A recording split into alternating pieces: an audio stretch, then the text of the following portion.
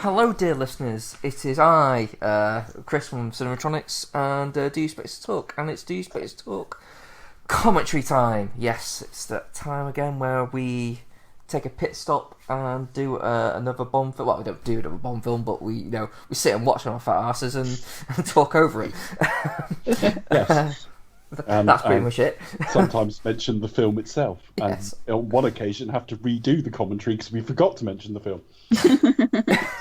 When was This that? time we'll find that very difficult to do. We did A View to a Kill twice. Oh yes, that was it. That was it. I mean, part of me thinks like also should we just redo Moonraker because there was a significant We amount of lost that. 40 minutes of you. Yeah. Yeah, we'll do technical Moonraker again. problems. We'll do Moonraker again at some point. We'll do Any excuse really. I don't really Any mind excuse, because A, you don't gives need us an another excuse. Bond commentary, and B, the horrible thing about that commentary is it was really good. What we put it out, and you can probably hear the promise of it, but some of the funniest bits are Chris in the bit we didn't get his recording and stuff like that. And we're playing off each other, and you'll listen to me and be not absolutely sure what I'm talking about and stuff. And it's Chris fantasy casting Foggle and Lego, and it's like, as you'd expect from a viewing of Moonraker. Yeah, I don't think that casting would work today. No. Anyway, do listeners actually know what I suggested? Or I can't remember if I actually revealed. No, they don't. But think of actors who are pretty good at, well, not good at, but can do recognisable broad southern accents, but aren't from the south. There you go. Have a think about it. Yeah, and pretty not likely to get work again. Yeah. Yeah. So, Oh dear. Yeah, so it was my choice. Chris is currently writing a script for like Jeffrey Epstein and Ghislaine Maxwell. Never, just don't tell him, folks. No. The Harvey Weinstein produced. Yeah. Oh dear. Yeah. Anyway, yes, moving swiftly on. Yes, it's my choice, and I chose well, basically the shittest of all Bond films in my opinion. Yeah. Diamonds Are Forever. Good choice. I'm surprised that we haven't got to this one yet. I don't know how that escaped our grasp. I was about to say I've not seen it since we did the review, which would have been late 2015. But that's not true because I'm going through the Bond films slowly in the build up to what we hope is going to be. Well, I say we hope. Depending on your view of the pandemic and what risks we should or shouldn't take, No Time to Die is still due to be released in November in the UK at the time of recording. Whether that happens, I don't know. It depends on various spikes and everything else that happens in the interim and the worldwide market. United States is having a bit of a battering at the moment. So we'll have to see. But on that basis that it will be, I'm slowly watching Bond films in prep. And I got to Diamonds Are Forever last weekend. So for the first time in 5 years, I watched Diamonds Are Forever just the day before we were supposed to record it. And then we got delayed for 3 or 4 days anyway. So I have seen this very recently. Were you not tempted just to skip it? Because I know I would be. I was tempted to skip it only because we were commentating on it, and I thought that'll count well enough. But I stuck it on, and to be honest, paid nowhere near enough attention to it. There are films like that where you've seen them so many times. If you thought about it, how much do you really watch them? And if you then... I'm developing that problem with Star Wars, largely because I really dislike the last one so much that it's temporarily, not in a George Lucas rape my childhood kind of childish, overreacting way. But done with the series. I'm done with it for now, just because it's damaged the end damaged the road to get there. I stuck on A New Hope just after Disney Plus launched, and switched it off after about 20 minutes because I didn't care. And I tried, that's where I am with it. And I tried watching The Mandalorian, which a lot of people like, and I honestly think it's a tone poem in search of a plot. I don't think there's anything happening in it that's of any interest to me whatsoever. And I'm not slagging Star Wars, I'm hoping it'll come back because I've had it since I was a kid. But at the moment, I'm not that interested. And I think part of my disinterest is familiarity, but part of it is I no longer like it very much. And I think that's the problem with something like Diamonds Are Forever. I've seen it dozens of times. And so you put it on and you realise 2/3 of the way through you've not concentrated on it that hard. So Yeah. it comes alive to me in certain bits. It And doesn't then help. yeah. I don't know about you, but it always seems to be the one that's always on fucking TV. It's always playing on Yeah. ITV and like on the middle of a Sunday afternoon or something like that. If it's a And bank holiday, it just tend to be like Thunderball or Diamonds or one of the kind of ones that perhaps you haven't seen very often or that you think, oh, it's a bit naff, or, or like Never Say Never Again. Sorry to pick on Sean Connery, but it just happens to be one of those movies. Yeah, and I think there is a difference between the general public and hardcore Bond fans, and Diamonds Are Forever's like a well-known, well-recognised one with a classic name theme and, tune. and the classic Bond and the Yeah. theme tune. Epic theme tunes. I can sort of see that it's got a little bit more cachet with the general public. Thunderball always baffles me in that it was the biggest, it was really pretty, it was still peak Connery, but 25% of it is underwater, and because it's lost the wow factor, it's quite a slow film. So when you stick it on ITV with a ton of advert breaks, This goes on forever. it just goes on forever, and I just can't imagine the average person who isn't a big Bond fan being anything other than bored with it, trying to watch it that way. But there you go. Never Say Never Again. Yeah, that's another one that pops up quite a lot. I don't really watch them on TV anymore. No, so, And I yeah, don't if know. you can stream them or got them on sort of physical media, you don't really need to, do you? I mean, like as a time of recording, I think from this weekend, ITV are going to be showing all of them. I would say, or just screening the Bond films from start to finish. I'm not sure if it's going to include Never Say Never Again or Casino Royale. Probably not, because they're starting with Dr. No. But yeah, it'll be interesting to see kind of what they do with them, how they do I it. don't even know So- how they're going to do it because we're 26 weeks from the end of the year. Well, I know this is it. Right. I wonder. So I don't know. There are 24 films to go through. That's 20. Maybe that's why they're doing it and then give it 2 weeks. That's 23 weeks when you Yeah. think the first film is week 0. Yeah. So if they just show the Eon films right up to and including Spectre, it would take them to a week before Christmas. So I don't see that they've got time to fit them all in. No, or they might skip a couple. I don't know how they're going to do it, but No, like the sucker I am, I'll probably watch them anyway. yeah, I mean, But there it I is. don't. I just never know what's on TV because I don't switch it on very often, other than to watch something specific or to No, go a lot to of a people certain don't app. watch live TV these days. So I don't really know. I'm not anti it, although the adverts put me off. And basically, apart from a short spell where Sky had them, ITV have always had the Bond films, which means Of advert course. breaks every 15 to 20 minutes. Or And it doesn't suit me. And again, I can't speak for now, but when they were starting to sort of get remastered and come out on DVD, the version on TV just didn't look as good. no, But they might have 4K masters now. I haven't got a clue. see what happens. If not, they're definitely still working off the Lao restorations.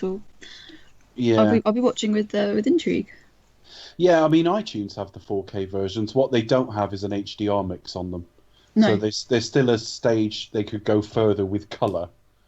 But the color mix, whenever I've seen screenshot comparisons, the iTunes versions aren't wildly better, but they are 4K, and the choices of color palette are slightly where there are differences. Generally speaking, the iTunes versions are a little bit more conservative and slightly better in their color choices. okay, It's just interesting to see comparisons. yeah, But I don't think I don't really anything- do that. So Doesn't matter with this film because Diamonds Are Forever might just be the ugliest film in the series. it's like the height of naff, really, isn't it? It's got kind of like the coincidental image is of like Connery in his bright pink tie. You just think, oh, okay. Yeah. But it's very trailblazing as well because you kind of got like the first African American female villain or female henchwoman, for example, and other points of intrigue. So in many ways, it's very much ahead of its time, and then at the same time, it's very much of its time. It's just a very 70s film. It is. And you think of 70s, it's like the good aspect of 70s was like kind of that grimy kind of aesthetic. which But yeah, so it's all quite gritty and quite dirty. doesn't suit. Doesn't suit James Bond. No, and then you've got this film, which is kind of very bright, very brash, very bold, very shiny. I won't say shiny. Definitely, you know. I wouldn't say that at all. I think you can. Well, I just mean it's you can it's set in Las Vegas, which is very bright, very very garish. That's my point. You transpose into your memory like Ocean's 11 or something, modern day Las Vegas. The Las Vegas in this film is really ugly. I was about to say really tacky. You could argue modern Las Vegas is really tacky, Definitely. but it at least looks pricey and expensive and overblown. Whereas, you know, there's a bit where he's in the car and they drive. Well, we'll get to it when we get to the film, but you know, it looks almost like a Blackpool, not a Las Vegas. I think I said. Well, it's a constantly changing landscape as well, isn't it? I mean, I probably last went 10 plus years ago, and obviously in that space of time, it's changed. I think the hotel I stayed in was still there, but like many hotels have come and gone in that space of time. And yeah, so it's something that's always constantly changing and evolving. So, you know, it is what it is. Has Las Vegas still got the cowboy and the arm extending, going up and down? I don't know. I think I've transposed that onto various episodes of The Simpsons and other yeah, things. I think you probably have. It's weird though, because like, you know, you think about like, you know, what the old Las Vegas is in the 70s, and it's like the old side of it. It's like the forgotten bit of it. It's like it's not actually part of the main strip anymore. You know, the strip is Vegas kind of it's you know, you got all the strip with all the, you know, casinos and hotels and things like that, and it's just it's just insane. But then you turn a corner, you sort of go off the strip. That's when you start looking at like the old things. You know, oh my god, this is straight out the 70s. This is what old Vegas was. Yeah. No, I think he's still there. Well, according to Wikipedia, he's had new paint jobs throughout the years, and was last restored in 1998.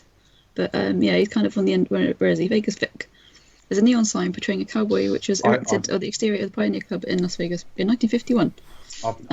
I've never been there. It's not high up on my list. It's not that I'm anti it. I'd be quite happy to see Las Vegas. How high up it would be on my to-do list, I'm not sure. You can still go there and have, like, I went. Well, it was probably more than 10 years ago, because I was under 21, couldn't gamble, so didn't do anything. Neither did my dad, actually. But yeah, we kind of, you know, you can go there, and you don't have to kind of do any casinos or anything. You can go see a show. Like, I remember a friend of mine went there many years ago, and he saw Cirque du Soleil and some Beatles show. I can't remember what it was called, but it was fantastic. Like, he didn't go any of the casinos. He obviously went to the Grand Canyon and went on a pontoon on a boat, you know, down the Colorado River, which I've also done. So, you know, you can go there and have these amazing experiences. And you don't need to, you know, to go into a casino. So. Anyway, that's just my take. Let's see what the landscape of it's like in 18 months' time, because obviously not now. Without naming them, I was talking to one of our listeners the other day, actually, who sort of friended me a little while back, and they've lost their job after all of this. What's going on? Just gone out of business. So I'm sorry. And there's a lot of that, and the only stimulus they got over there was like $1,200, and that was it. I think they got a lot of the unemployment benefits have just disappeared now. You know, it was made livable for a while, which actually was one thing that wasn't even here if you were unemployed, but at least there was a furloughing scheme. So yeah, no, we're quite grateful to have that. No, because a friend of mine, well, she's American originally, but lives over here for many years. But yeah, she received the payment, and then I think one of her relatives, sadly got laid off and said it was awful. So I'm really sorry to hear about that. Brutal environment. So tough right now. We do note these things, and we do think of you all. So wishing everybody around the world well, because although our infection and death rate is actually pro rata one of the worst in the world, if not the worst in the world, certainly of the developed nations, we know that. Yeah, quite high up there, unfortunately. Varying levels of government support in different areas and different levels of infections in different urban conurbations and stuff mean there are people listening to this who have it far worse than any of the three of us. So we just wish you all luck. Yeah, sending everybody warm wishes. Yeah. Thinking of you all. Well, that was a bit serious. Should we be flippant and like let's set a Sean Connery for a couple of months? Well, let's hope, you know, through our podcast we can bring people a little bit of light. Yeah, play Spot the Toupee. Yeah, literally every time we see a toupee, take a drink. I'm not an expert, but I'm guessing it'll be on his head. It'll be on his head, not in a tube, out of a can. Yeah. So, shall we start watching? So, on the count of 3, ladies and gents. Yep. Let's do it. 2 hours. Okay. Oh god, here we go. Okay. And 8 seconds. Those 8 seconds are very important, you know. I'm actually surprised. Some people actually might consider this the best, their favourite. Roger Moore did. Yes, Sir Rog did, for sure. I mean, I can't speak for what he said in other environments at different days in different moods, but the time I saw him live, he actually said, and then Sean came back to do the best of all the Bonds, Diamonds Are Forever. I felt like shouting out something out, and I thought, no, be polite. He's entitled to his opinion. It's Sir Rog. You don't disagree. Rog, for fuck's sake! What the bloody hell? Christ, all your films are better than this, and you did Octopussy. That's saying something. Yeah. Anyway. Right, let's go. I'm on initiate mission. Okay. So on count of 3, 1, 2, and 3. Okay. So Please note that we're all watching on different formats. Yes, I'm watching it through the medium of interpretive dance. So Leo is Chris just is reading the book. I'm on the Blu-ray. skimming. And Becca's the book's watching a a bit different, live isn't it? animation event. Dave's actually watching a montage of all the titles, all the neon naked girls dancing. And there's the gun barrel. And watch his leg. Whoa! Which is hat is what I'm going to say. I accidentally shot Miles off to the side. This is the last time that we see him wear a hat. Yeah, although that was shot for Thunderball. It was. I think it was only colour in one of the films. It was colour in one of the earlier films, but there you go. Oh. This boded well. This pre-titles.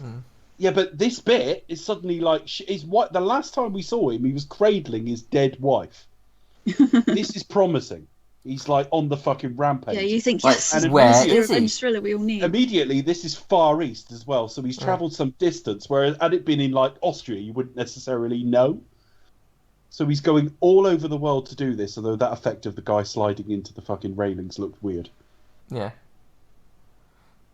Dates. I think the miming's pretty awful, isn't it? Asps, very dangerous. You go first. I don't like this scene. Yeah. You just got to look away. But the thing is, that's a really bad intro. Bond, James Bond, that's immediately... When people say he phoned it in, I'm not sure I agree, but that line was terrible. Considering he did 2 of the best.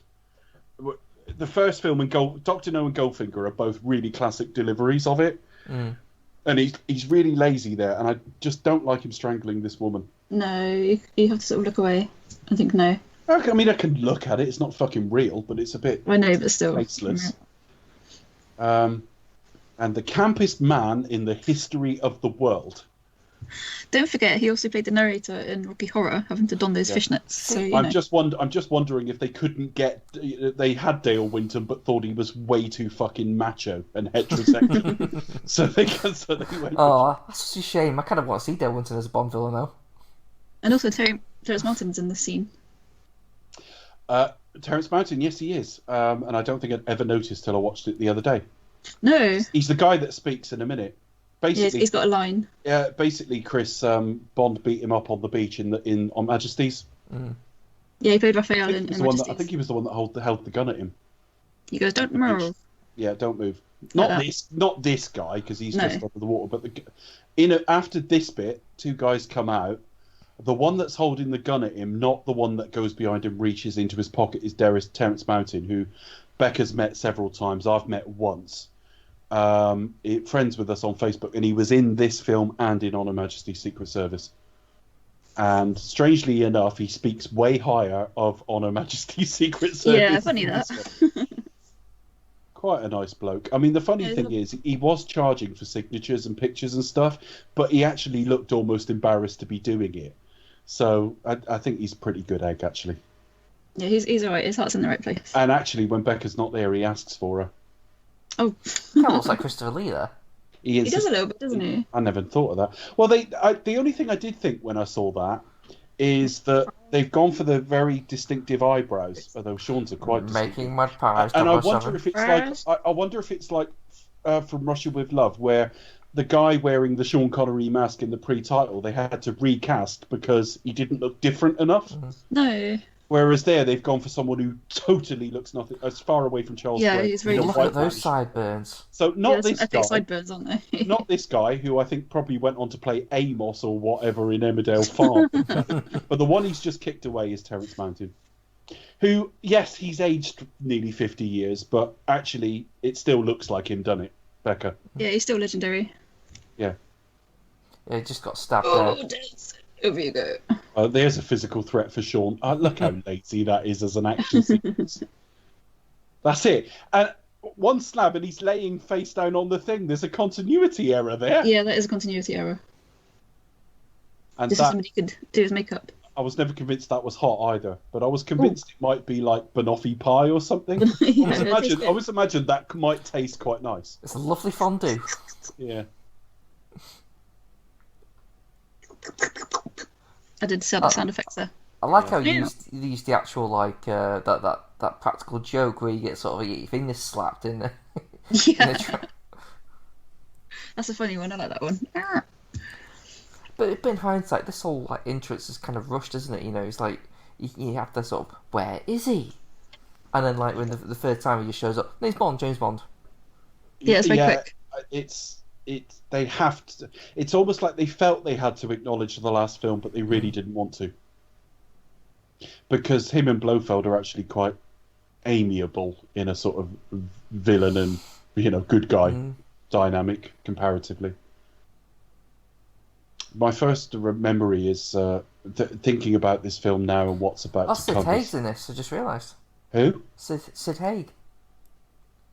Yes, I forgot all about that actually. What else did we we've covered Sid Haig in something, haven't we? Jackie Brown. That was it. He was the judge. Yeah. Yes, he was. Uh-huh. He didn't die that long ago. Yeah. Or I don't think he did. I was about to say he's died since Jackie Brown, but that's obvious given he wasn't dead in Jackie Brown. No. He's still very much alive. He just rolled his Very corpse brave out. them going with a. He died September last year, aged 80. Wow. Since we last recorded, Joel Schumacher has passed away as well. Oh, very sad. Becca immediately got on Messenger and asked if it was our fault, and it's like, did Batman years ago. There's got to be a statute of limitations on it. Yeah. But I did mention him. I bet Tobey Maguire shitted himself.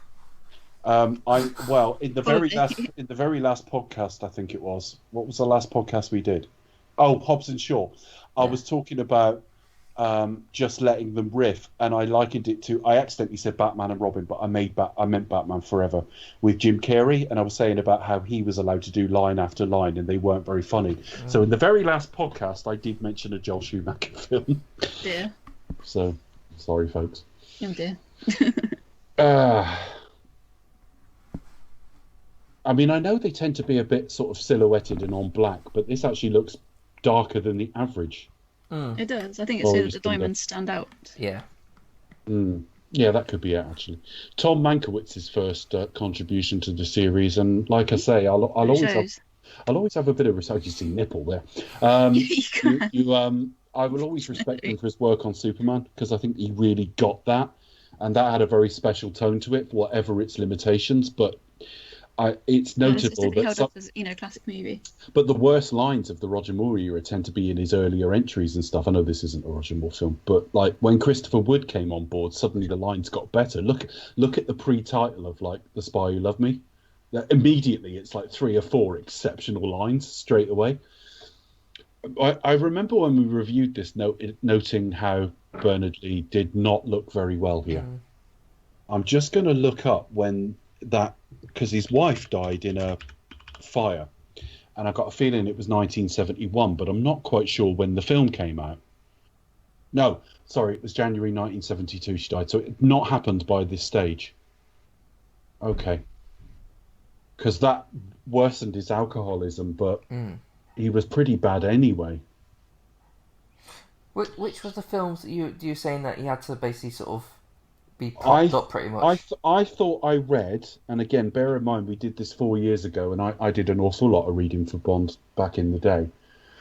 When I did the series for Set the Tape recently, I didn't do a lot of reading at all because I just did it from memory and impressions. I mean, don't get me wrong, if you go back and read that series, I don't have a supernatural memory for box office. I did have to look up a few things, but I'd always know ballpark and stuff like that. But back when we were doing this, I was reading up on it a lot, and I believe he was having to be propped up in the wedding scenes at the end of Majesty's. But I don't know. Now this guy is familiar to me, and I'm not sure what from. I don't know if he was like a British sitcom actor or something. What's the character's name, Becca? I'll just get my IMDb.com. I think it's. Oh, I just wondered if you knew off the top of your head. No, I can't remember. I think he mentioned Donald in the subtitles. Donald something or other. Okay, because basically, it is fair to say Becca's general knowledge on Bond's a little bit better than ours on average. Not always. Yeah, I was just looking him up. So Donald Munger. that was it. Lawrence Naismith died in 1992, aged 80. So he was in his right. Okay, what do I know him from? Just going to go through and have a look while you go through this. His career actually ended in the early 80s.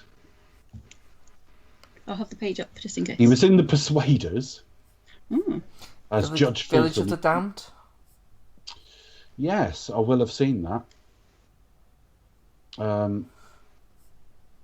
He was Fezziwig in Scrooge. I think that's the Albert Finney version.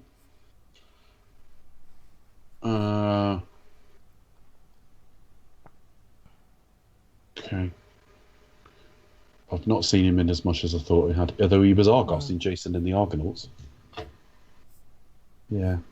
There's lots of things on And here. his laminated book of all the treasures. Yeah.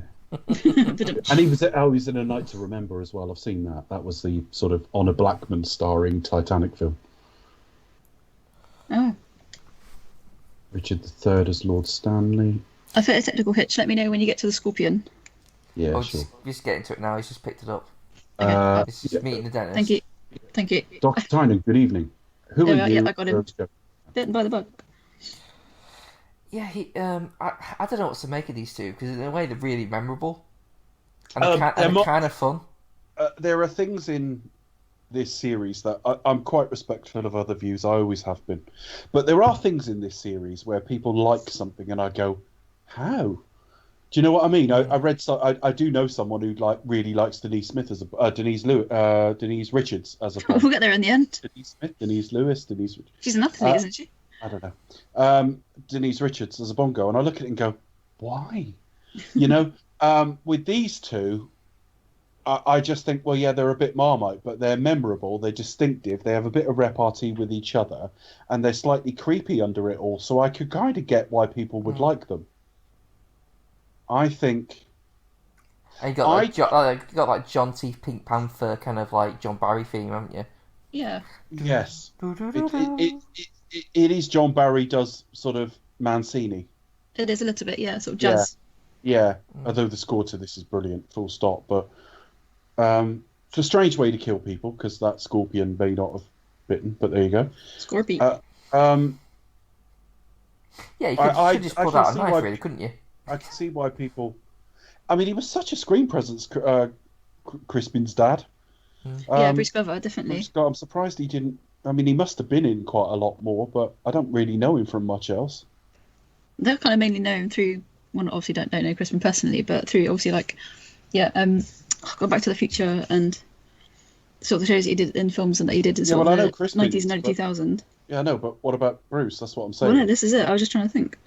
Chinatown? Maybe let's have a look. I think the only problem with these two is they're all right in and of themselves, but they're emblematic of the series just going in the wrong direction from the last film.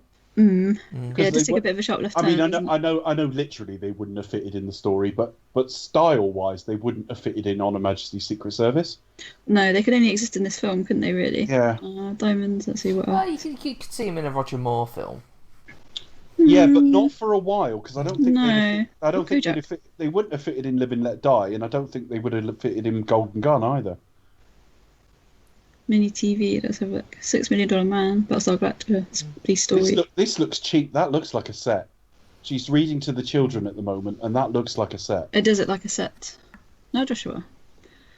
Oh, he's in the A-Team. I'm just going through his list. See, I was convinced that was Mr. T. He's done quite a good impression. All right, let's have a look. Bruce Glover. We've got Bruce Glover on Facebook. Me and Becca. He's nice. He's a nice guy. He's everything you would think he is, in the nicest possible way. He still. It looks like he's still doing his acting classes as well. Even I was going to say he teaches. Yeah. And he wishes every one of his Facebook friends a happy birthday. Yes, that's so nice. Which is a shame because I saw him wish someone a happy birthday who I know to be dead, and I didn't have the heart to tell him. Because obviously, when people die, their Facebook accounts aren't always. We've got one in our follower list. There is someone in our follower list for this show I know passed away a couple of years ago. And I saw Bruce wish them a happy birthday, but I didn't have the heart to say. No, I think you can just sort of leave it like that, really, can't you? You don't need to say anything. So. Yeah. He's appeared in lots of things in like one episode. Dukes of Hazzard, TJ Hooker. Yeah. Chips? No, thank you. I've had my dinner. Oh, I see what you did there. Battlestar Galactica, the original version, $6 Million Man. Done a lot of things. Walking Tall, the original 73 version. I'm assuming that's Burt Reynolds. Longest Yard, I get them confused. Gunsmoke. Walking Tall, that was Joe John Baker, that wasn't it? In the original? I'm getting confused with because there have been various interpretations of the same film with different names. It is Joe Don Baker. I was getting confused with The Longest Yard, which is a Burt Reynolds film. I don't know how I got them confused because they're not similar. It's the one Moneypenny scene. I thought this was ridiculous. It's like, think of where we are. We're 15 minutes into this film. 3 minutes of that, or 16 minutes roughly, 3 minutes of that has been the title song. So we're 12 to 13 minutes on from the end of the last film where his wife was shot and she's going, get me an engagement ring. I just sloppy seconds, yeah. Maybe it's because Majesty's is now so respected, and at the time it was seen as a bit of a misfire. But there's a bit of me that just looks at it and goes, "That's a bit disrespectful." Really? I don't know. There's always going to be that sort of repartee between them, aren't there? There's going to be. I mean, I'm still quite a fan of the story that they kind of spent a dirty weekend. Obviously, it's very much kind of like a fan fiction from her side, but they spent a dirty weekend away together, and then they were like, "Never speak of this again." So I don't like it. I don't like it just for the sheer. It's just Moneypenny being a bit too aggressive. Like money. It should be Bond who's trying to charm Moneypenny, and Moneypenny being a bit hard to get. And that's kind of what it should be. Or she's prick teasing a little bit, but she knows it's because he's not really serious. No, exactly. They kind of enjoy that bit of banter. His ego is such that I think he genuinely wants. He definitely wants a bit of a reaction from her, but yeah. Having been to Amsterdam myself, I can say that honestly, in reality, the Amsterdam really was made by two sisters who wanted to visit themselves every day, but they ran out of money, so that's why it's called the Skinny Bridge. Is it skinny in width, or is it skinny because it didn't meet in the middle?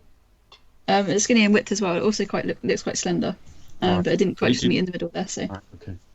But they ran out of funding halfway through, so that's why it's called the Skinny Bridge. To be honest, I mean, a major civil engineering job. I just think I might move house to the other side of the river. It's like bridges cost millions. Yeah, perhaps they weren't thinking about that at the time.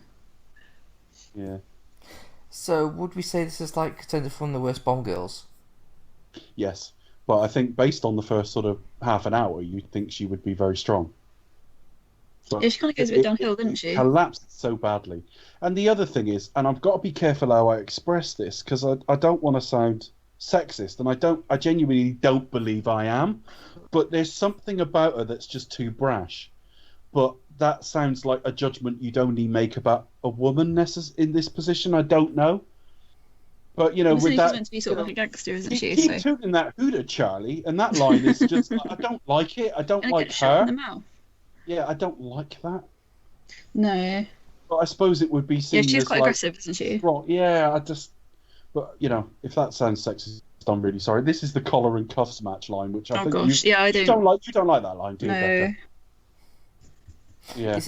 What's also being worse? like in the JBR group when some of the certain individuals bust that line out, I'm like, oh, cringe. But then obviously they mean it ironically, they don't mean it. And it's a classic, really. like it is a classic line. The film's Yeah, and it always raises a laugh. it's memorable. Everyone Exactly. remembers the line when they hear it. Mm. Chris, what are you going to say? You're going to ask I was something. going to say, I told like, what's worse, back? Is it that or Man Talk? Oh god, probably a bit of both. Or is there another one that you find? I think they're both as equally as cringeworthy. But again, it's very much of its time, isn't it? Man Talk is very much of its time. I remember saying on the, I think it was the commentary for Goldfinger, where in my defence, this is 5 years ago, and I was getting slowly blasted during that recording. You asked, I think it might even have been you. I don't think you asked about collars and cuffs, Chris, but you asked which was worse, that or something else. Yeah, there was another one, wasn't there? And I said, well, the other one's worse because, this is meant to be playful and some girls like a spank. But I was getting slowly drunk. Well, it depends on what you're into. But there's a part of me that still actually believes that, in that, like, I think it's meant to be playful in Goldfinger, whereas It doesn't whereas mean here, anything. I think it's running down the idea of the writers going, well, there's got to be loads of sexual innuendo. And we're going to get it as we go into the Roger Moore era, that, like, he's cramming sexual references in everywhere. Mm. And we know he's got a healthy libido. We'll know that he'll take the opportunity if it comes there, his way. Exactly. But with Roger, I often felt like he's only thinking about sex and he's trying to engineer every conversation he's having around to that. And I think the genesis of it is here. She's commented on the hair on her head, and he's gone, ha ha ha ha. Well, It's almost as if it's like the writers' room. We had basically sort of Eddie and Richie and Eddie from Bottom. Right, he's not referred to her tits or bush here. What can we have him say? what can we have him say instead? Yeah. So I kind of agree. I do smile ironically at the line, and I have used it myself, but I totally see why Becca doesn't like it. This is a really silly gadget. I mean, it's still funny, it makes me laugh, but you just think, just roll your eyes a little bit. You just think, really? So, that's the problem. I think these lines should make you smile or laugh, and I think it got to the point where we expected Bond humour to be, we didn't refer to it as like groaners. Yeah. And it's like, if your reaction is just, but you kind of enjoy it in an ironic way, then you can. The humour's not really working. But that was always a strange gadget. He's like, it's like, well, with the fingerprints. She might take your glass and take fingerprints. Well, I suppose you might get away with that on the basis that they might have some inside intelligence. Look at that, look. That's brilliant. He's getting off with himself. That's the sort of kind of shit you did at school, though, isn't it? Well, it is, yeah. It's that kind of stuff, schoolboy pranks. Yeah. Well, I went to an all-boys school, so the alternatives weren't really something I was that interested in. Didn't the guy who played Peter Frank's... I'm struggling with English tonight. Peter Franks die recently? I think so. He died 2017. Yeah, a few years ago. Actually, July 3rd. So nearly on the anniversary. Oh dear, so nearly to the day. It's the anniversary tomorrow, folks. We're recording on Thursday. This will be out within a day or two. Oh, who is your flock? Chris work shifts. We weren't able to do Sunday as usual, so we're only a couple of days away from another recording.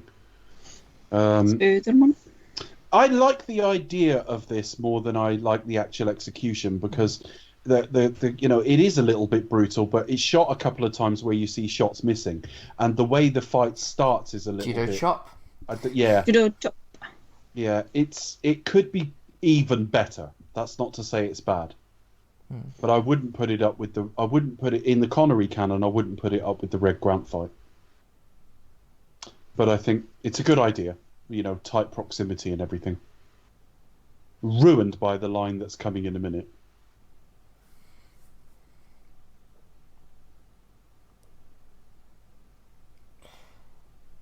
You just think if this was like done now, like with Craig, it would be done so much better. Yeah, Yeah, it would. And some of his reactions are a bit, not him, but Peter Franks is a bit Roger Moore look. Oof. Oof. Yeah. Oof. It's not, it isn't bad. And for its time, it's actually pretty good. But it could be better. And bear in mind, I really don't like slagging off Guy Hamilton because he was an accomplished director and apparently a very, very nice man. But I think we've discussed that sometimes he can be a bit sloppy. Yeah, I think that this And I film, think yeah. there's elements in this film and there's elements here that, like, the idea of the scene and the commitment of the two actors leads you to believe it's better than it is. But some of the actual shots in it are slightly lazy, and you think, No, "Oh, it's like, just do that bit again." There's enough cuts in it. If it was done in one shot, pre it'll be fine. CG, then I'd understand that. I'd go, okay, well, you can't really correct that, so we accept the punch missed. But also, like, the tone is kind of all over the place sometimes as well. So this could be like a really brutal, like in the style of From Russia with Love, for example. Yes. In the style of that, a really brutal, tough fight in a very enclosed space, by two quite tough guys with nothing but their wits, for example. And it is up until a point, and then it just kind of all falls away at the end. And you just think, oh, I know, and really? now we've got the swapping of the cards. And firstly, if I remember correctly, it's a Playboy. How did she get down there? Yeah. I Yeah, don't he's know. got a Playboy card. And you think, She must have run down the stairs. It can't just be a lift, but I don't know. maybe she's got another lift. But it's a Playboy card, which is immediately like Playboy is associated with sex and a healthy libido. So once again, it's what a boy, eh? And secondly, you just killed James Bond. And again, I think if you'd ever interviewed, Tom Mankiewicz about this, I mean, he was interviewed, but I don't know if he was ever offered this as a question.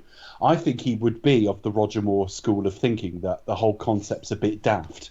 He walks into a bar and everyone knows his drink, which is exaggerated because he normally has to order it, but knows Hence who the he is. line.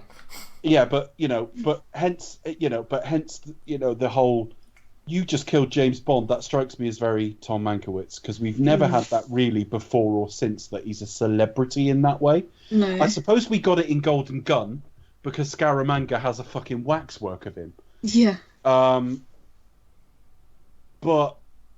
and it doesn't strike me as espionage. I'd understand.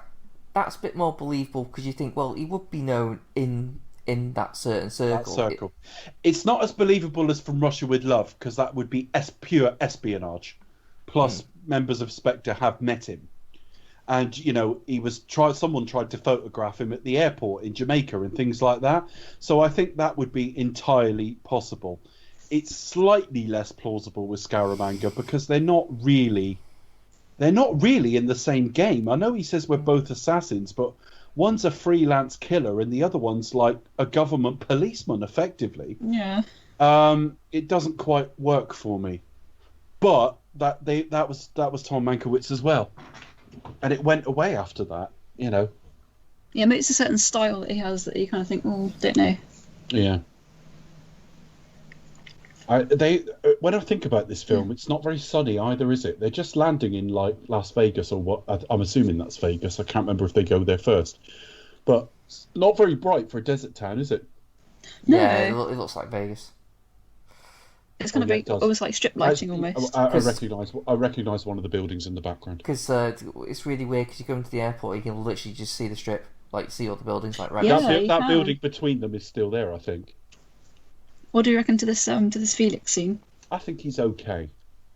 I think it's kind of like forgotten Felix. Well, he's not in it much, is he? No. They look friendly enough, but they don't look. I mean, when it was Jack Lord, That was iconic. Well, yeah, but you could imagine he was like an American Bond. He was doing a lot of the same things Bond did. But Yeah, he was very smooth, very suave. I don't know about smooth and suave. I imagine he would have a different style, but you can imagine him doing a lot of the same things. Whereas this guy looks like a desk-bound bureaucrat. He could be a copper. But you might still be pally with him because he helps you out and stuff. He's a bit unsung hero. I do wonder if there's a deleted scene of Bond stuffing the diamonds up the corpse's arse. Up the elementary. Yeah, because they must have. There's only him and Tiffany, and how does he know? got them in there somewhere. Somehow. He did it. Alimentary is like a line. It's a funny joke, but it's like, just think about that for a minute. Yeah, hold on a minute. How did they do that? How did they get there? Or some person on the plane had that not very nice job of having to do it. What, do you just approach somebody on the play? Hi, you don't know me, but Oh, you don't know me, but would you mind? let's swallow these. Would you mind forcing these diamonds into this gentleman's anus? Yes, I'll be bummed. Yes, I know he's dead, but at least he won't put up a fight. No. Oh dear. It'll be a lot softer. I got a brother. I got a product. What is that? See, I don't actually. This guy closest to the picture, closest to camera, we see in another Bond film. Mark Lawrence. For I can't remember his character's name in Man with the Golden Gun. He's one of the hired hitmen to come and try and keep Scaramanga sharp by trying to kill him. Recreation Unlimited. I'm a little bit behind, but never mind. They've just pulled up to Slumber Inc. and he's shat in the chapel. That's a different film. Shat in the Capel? I don't know. I've misplaced my H. That's a different film.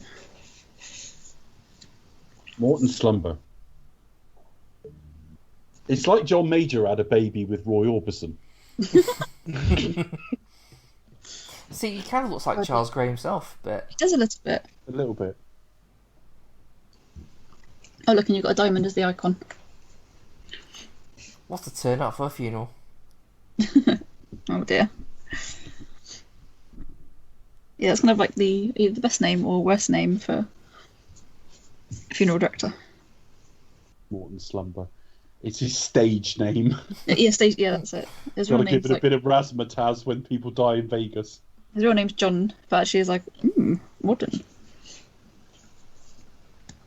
I know. I'd rather go with Des in peace. To be honest with you. Des. Yes. Yes. Oh dear. Yes. we considered Steve cardiac arrest, but it doesn't really work. Des.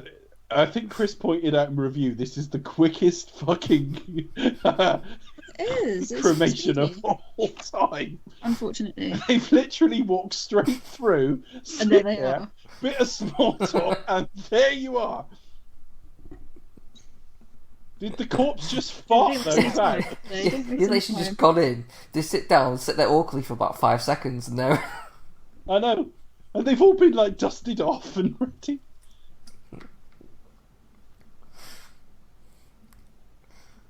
to be fair, it isn't actually real though, is it? It's just No, I know, but they're not even putting an act up, are they? There's something about that I heard. It's like he's just won Wimbledon or something. Missing the handles, but Oh yeah, just look a little bit like the wooden cup.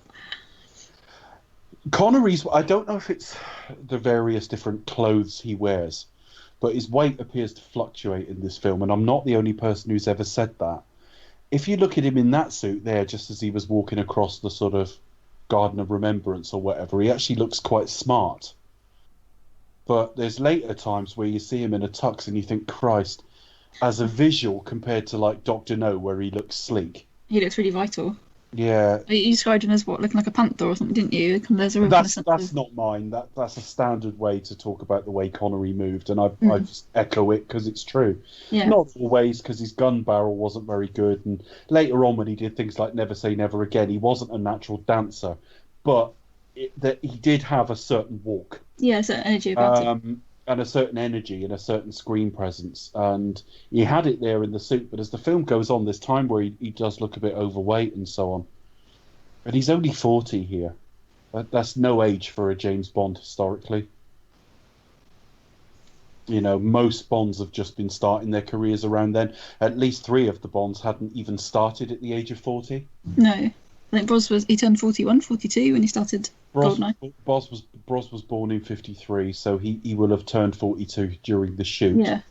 I always Yeah, I've said... got a making of book and it says, first turn 42 today. I always said Dalton was 43, but that actually... There's disagreement. You'll see his Yeah, there's birthday. discrepancy about when he was born. It's either 1 year or the other. It was either 41 or 46. And most often you seem to see 46. So actually, if that's accurate, he was 41 when the Living Daylights came out. Lazenby was younger. Craig was in his 30s, but Roger Moore was in his mid-40s. And as much as I think... But he still looked good.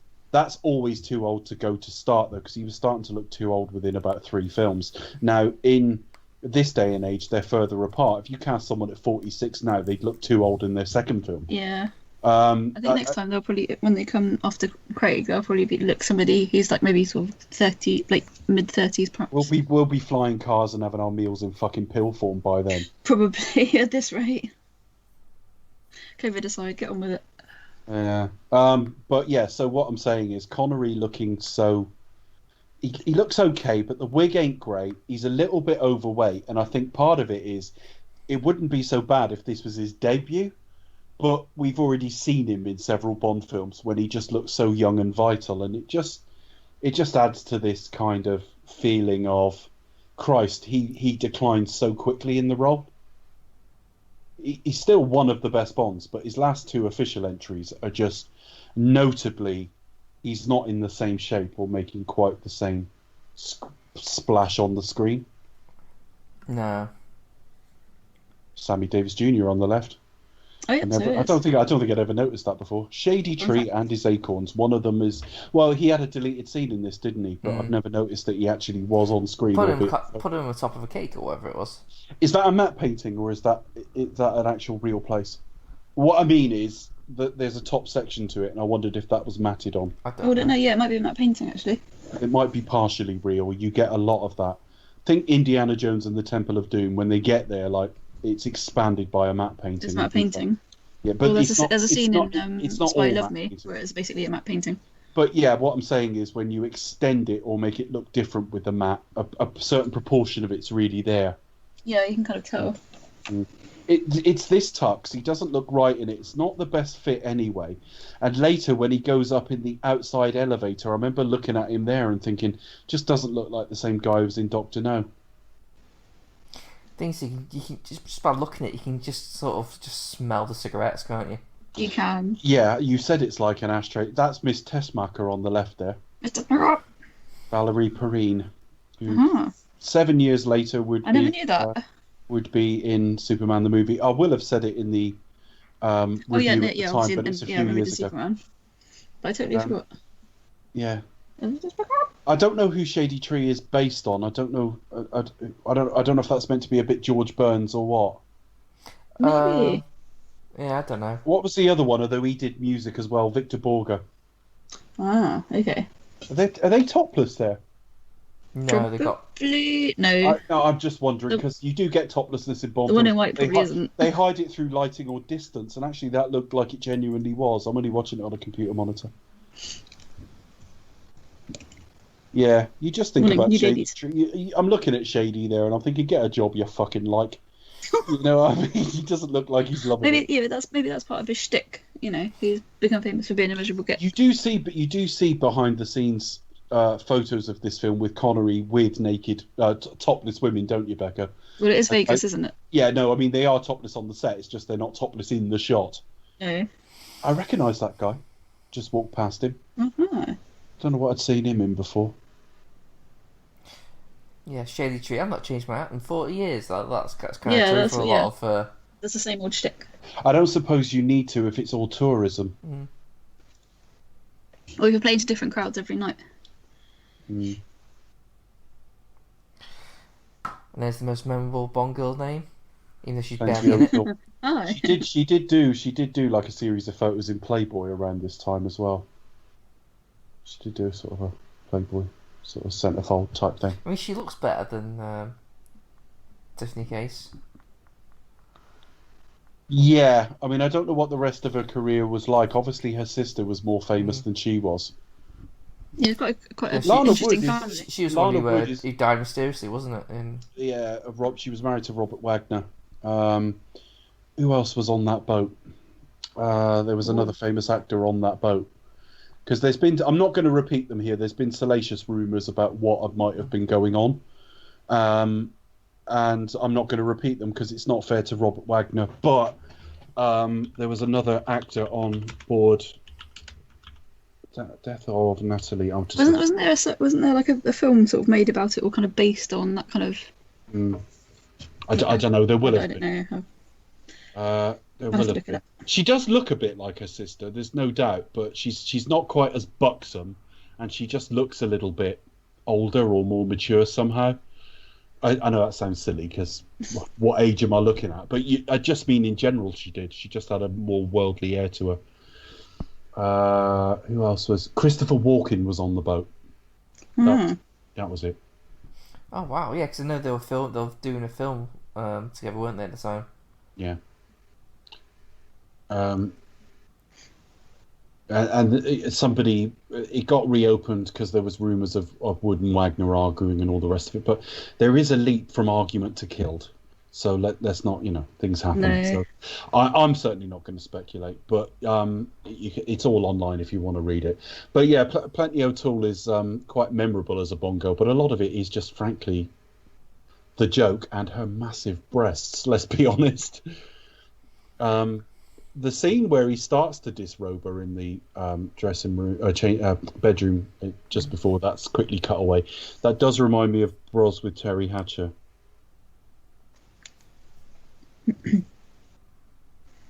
You're a terrific guy. I mean, I don't know what she's like in anything else, but it's not a great acting performance here, is it? Let's say it's a memorable role, and she's got a memorable name. So yeah, well, I'd just say it's a memorable name. Really, you kind of forget about. You just remember the name, the boobs. Yeah, she was a lot young. She's quite a lot younger than Natalie Wood, about 8 years in it. Mm-hmm. And Natalie Wood died in the early 80s, I think, 81, something like that. I just had it open where it was, but I didn't take notice of the date. I was literally looking for what actor that was on board. Yeah, it was Christopher Walken. So maybe Chris might have all the answers. Or don't know. I think without pressing it any further, the only thing I would say is one of the rumours you read is just not corroborated by anything else you ever read about any of the people involved and in the years that followed. And I think that's all I'll say. But yeah, they throw her out there. I didn't know there was a pool down there. I mean, the acting performances in this are really weird. I tell you what they remind me of. They remind me of the bad guys in Hong Kong Phooey episodes. Oh yeah, they are a little bit like that, the gangsters. I say it was one of the Wolverine movies, and it has the same line. I didn't know there was a pool down there, and it's like, Diamonds Are Forever reference. Yeah, that would have been deliberate as well, wouldn't it? It would have been, definitely. That's blush. And one of them sick egg as well. Yep, legendary. It's the guy shutting the door. Yeah. He aged dramatically and well at the same time. If in that he does look decades older in Jackie Brown, but he still looked pretty well. Some people just say, you do age when you lose your hair and stuff, but you still can look. He still good. looks cool. Yeah. It's just everything about this, the colour palette. I mean, it's just horrible. It's all over the place, really, isn't it? Yeah. But I think that's kind of what makes it. Time. It kind of gives it its charm, I guess, and kind of makes it very much a gem of the early 70s. But people say this is a Roger Moore film ahead of its time. Well, Sean isn't playing it like most of Roger's run, to be fair, although Roger was a little bit brutal in The Man with the Golden Gun. It's more like The Man with the Golden Gun than it is like Live and Let Die. Yeah, that's true. Live and Let Die is a significantly brighter film than this, whereas Man with the Golden Gun's a bit drab, and it's the one film where Roger really does try to play brutal. You can talk about him kicking lock. I know there are isolated examples, but he's quite nasty to Goodnight and things like that. The Man with the Golden Gun is the logical follow-on of this, not Live and Let Die. See, he's not fat there. There's no real fat on him, but he's just not in the same shape. I don't know if that's because casting him was a little later or whatever, but she's actually using him as an ashtray. Yeah. That is probably like, Do you smoke after sex? I don't know. I never looked.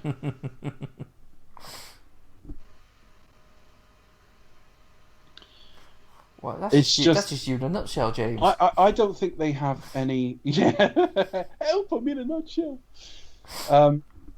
I just don't ever read any chemistry between them, and for some reason they've immediately written her straight into like money grabbing and in it for herself. And it's like, okay, if you don't want the women in Bond to be absolutely simpering idiots, that's one thing. But actually, A, she does become a simpering idiot later in the film, and B, you've still got to like sell me some attraction and chemistry. At the moment, this film is playing like she's just keeping him sweet. Mm. And he looks bored. Look at him. He's like, Yeah. oh, let's go to sleep, for fuck's sake. Yeah, he's not really interested. I've had you. It's funny. That's the first time I've ever got it. People say he looks bored in this film, and it's like, actually, he does there. Well, I don't think his heart's not in it. Though I mean that's the thing. I mean he left. Mm-hmm. He's only come back for the paycheck and maybe for a bit of I told you so. Yeah. Yeah. Well, yeah, I would say he kind of has more fun when he does Never Say Never Again. I mean, it's a toxic environment. I mean, when he was shooting You Only Live Twice, he demanded Saltzman stay off the set. And when Saltzman did turn up, he literally just stopped acting. Just absolutely toxic environment. Yeah, it's not ideal, is it? And Roger Moore was a good friend of his, but even Roger Moore would say, he holds a grudge. Mm. He would never let anything go. And he did say something, Roger, I don't want to misquote Roger because he's not here to defend himself, but in a nicer way than I can possibly word it, Roger said something like about money meaning quite a lot to him as well. So, yeah. I always got there's lots of directors out there who will say what a great time they have with Sean Connery, and people like Ursula Andress, who were like lifelong friends of his, have said what a loyal, wonderful man he is. But then there's stories of him bullying directors, being quite nasty to journalists, and then you see him around this era and you think, I'm not sure you're a very nice man. Certainly not around this time. Yeah, it depends kind of who you read, doesn't it? It depends kind of It what does you depend read, who and you talk to. Hey ho, I think that's how it goes. I think it always seems to be like quite a few actors tend to have like a period where they were dicks or came across that way. Do you know what I mean? Yeah. He sort of come out of it the other side. From the mid-60s on, he got quite entitled for a while. Now, his sort of second peak in the 80s and 90s followed a lot of films that didn't do a lot. Some of them were very good, but they didn't do a lot of the box office, so maybe he just got a bit more humble, I don't know. But he strikes me as a guy like, oh, look at that shirt. Bloody hell. I know. That's a shirt, oh my gosh. God, I mean, that just clashes with everything. Everything, yeah. All the colours. I mean, yeah. Anyway, he's the type... This is Fashion Corner. Look at that shirt. I mean that could go in Chris's Fruity Corner as well. That shirt. That could actually. Anyway, sorry, Chris. Yeah, go on. Yeah, I'm just going to say, Sean Connery strikes me as the type of guy who you wouldn't want to. He commands a lot of respect, but at the same time, you wouldn't want to cross him. I think that's it. I mean, what I always read was that if he thought the director knew what they were doing and was well organised and professional and on time and everything you want from a director, he was good as gold, collaborative, helpful, friendly, very generous as a sort of passive presence in a scene as well. As there are multiple stories of him turning up for somebody else's shot and sitting off camera to like help them and stuff. So he's certainly not all bad, but then you read stories about how he fell out with Stephen Norrington and others. That's just the one I can think of. And I think, Christ, if he thought you were a dick, he was a tyrant. And I don't know the truth about what happened with him, Broccoli and Saltzman, and I don't think their hands are completely clean in it. And we also know that Saltzman was quite a fiery character. But my God, that was a grudge he never let go. You know, he appeared on Johnny Carson in 1983 to promote Never Say Never Again, and he was still making digs at Cubby Broccoli. And it's just like you fell out with them the better part of 2 decades ago, buddy, and you're now rich beyond all recognition. So, mixed bag. I'll still be very upset when he passes, but there's no doubt that superficially, at least, Roger Moore always came off as a much nicer man. He's not a better James Bond, but he's a nicer man. I heard a story apparently when he's doing The Rock with Michael Bay, and Michael Bay was like, yeah, during shooting had to like sort of meet with the producers, sort of like producer control or whatnot, and Sean Connery just sort of said, I'll come with you, and just so randomly just sort of Sean Connery just rocked up and just sort of said, oh, what a great job Michael's doing on set, and just sort of like it's completely just ended it. He thought of let Michael Bay have his way just by showing up with him, which is kind of which kind of adds to like what you said. Really, it depends on. He's quite a Marmite character, and it's about his perceptions of you, and it's about if he perceives you've ever wronged him. Michael Caine was very good and he was friends always with. punctual as well here. Like he like when he shows up for anything, he's like on the dot. Yeah, he's always on the dot. He's like Yeah, literally I mean- bang on time. Like Ironically, when we're talking about how this film don't turn up out of shape and things like that, I'm not having a dig there because most of his career is extremely professional. But I mean, Michael Caine was friends with both of them, Roger Moore and Sean Connery, and speaks really highly of them. But I think they both accept Shawnee Sean. Do you know what I mean? He'll fall out with people, and never ever will they make it up. But if he's your friend, he's your friend. I mean, Ursula Andress just speaks in glowing terms of him. So he's certainly a much more divisive, strong character than sort of a Roger Moore who just charmed everybody. Oh, yeah, this scene is a bit. I don't think Roger Moore ever fell out with a director or an actor. no, Well, Grace Jones is the only one he refuses to Yeah, I talk. was gonna say. But then debate. But then it was the 80s. All right, we're turning a black woman into a gorilla here. This is a bit. We'll just glance past it. You couldn't do this today, really, could you? You couldn't do this. No, you really couldn't do it today. Oh my gosh. And for good reasons. Yes. For very good, valid reasons. Yeah, this would not fly today. No. Dear, oh dear. This is one of those things, isn't it? You know, it's very much of the time. I'm thinking the last film they gave a But black woman a doesn't make it banana right. sweet.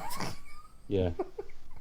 I wonder if this is one of those films that should carry a warning now. Like, I've got no problem with any of that as long as you still show it, really. I mean, yeah, this is it. I don't mind them bleeping or removing the odd word or scene. I mean, if Diamonds Are Forever existed with something slightly re-edited in that, so you didn't see that, but everyone had to run, I don't know if it was possible. Fine. It's all very well saying, "Oh, for goodness sake, PC police," and I tend to agree in that. I mean, there's a warning in front of certain Only Fools and Horses episodes now, and I think, well, okay, but don't delete it. It's part of the history, part of the heritage, and also it raises discussion. It raises discussion, but not only that, it wasn't willfully hateful. It just Well, no, exactly. It's comedy, and It's just of its that time. yeah, it wasn't malicious. It was of its time. I mean, It there was are exactly of its there are a time. couple of scenes where, like, Del Boy, for a moment, thinks Rodney's gay. And it's like, there's never been anything like that in our family, and, you know, you got to watch your old Deaf and Dumb and things like that. That was just the comedy of the time. That was just the attitude of the time, and the show's reflecting that. So, It's very I mean, it doesn't make it right or wrong, but there it is, you know. it makes it wrong by modern standards. I don't know what you do about that, because Song of the South is not on Disney Plus, and it shouldn't be either. So where do you draw the line? See, this bit really doesn't sort of It No, doesn't- this is a bit. because Well, they lost her, and then in the next scene she turns right up, and it's like, well, big fucking deal then. You knew exactly where she was going.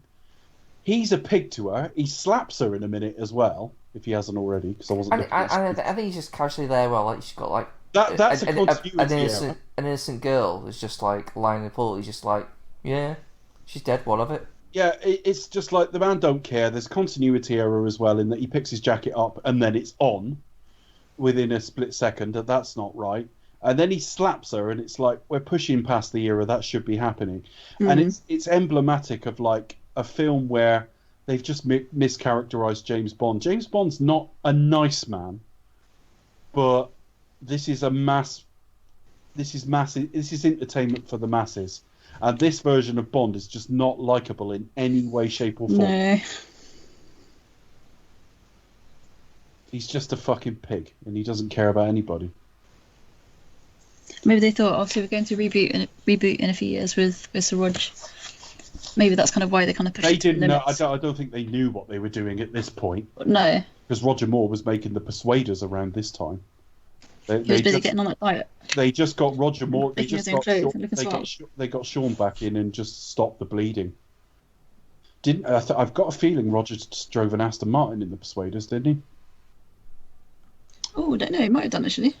Yeah. I've not seen an episode of Persuaders. Somebody was saying the other day on one of these threads. Get on Did it. he ever Chris, it's drive good fun. an Aston Martin? And some people responded with no. I responded with no, but he did in the Cannonball Run. Someone else said, what about the Saint? And they said, no, he drove this in the Saint. I forget what it was. I can picture the car, but I can't remember what it was.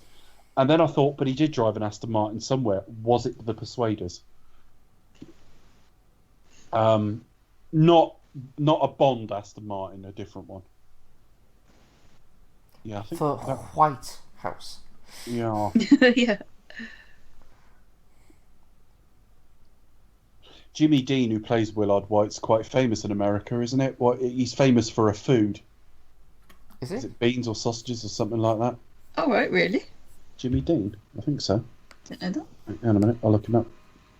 Oh, according to good old Wikipedia, Yellow Aston Martin DBS Roger Moore drove in the 1970s hit action show The Persuaders. There you go. Okay, Jimmy Dean. He lived till he was 81, died in 2010, so he's what, 50? No, he's not. He's 42 roughly during the filming of this, 43. He founded the Jimmy Dean Sausage Company. Okay. Why not? It was acquired in 1984 by Consolidated Food, which was later renamed the Sara Lee Corporation. We know Sara Lee in this country from like cakes and stuff. Hmm. Jimmy Dean Sausage Company. Well, I never knew that. Yeah, he's Yeah. had Fun a fact. sausage brand of breakfast Fun fact, sausage. Yeah, Snoopage. yeah, and that was a couple of years before this film, although he was a singer in that as well.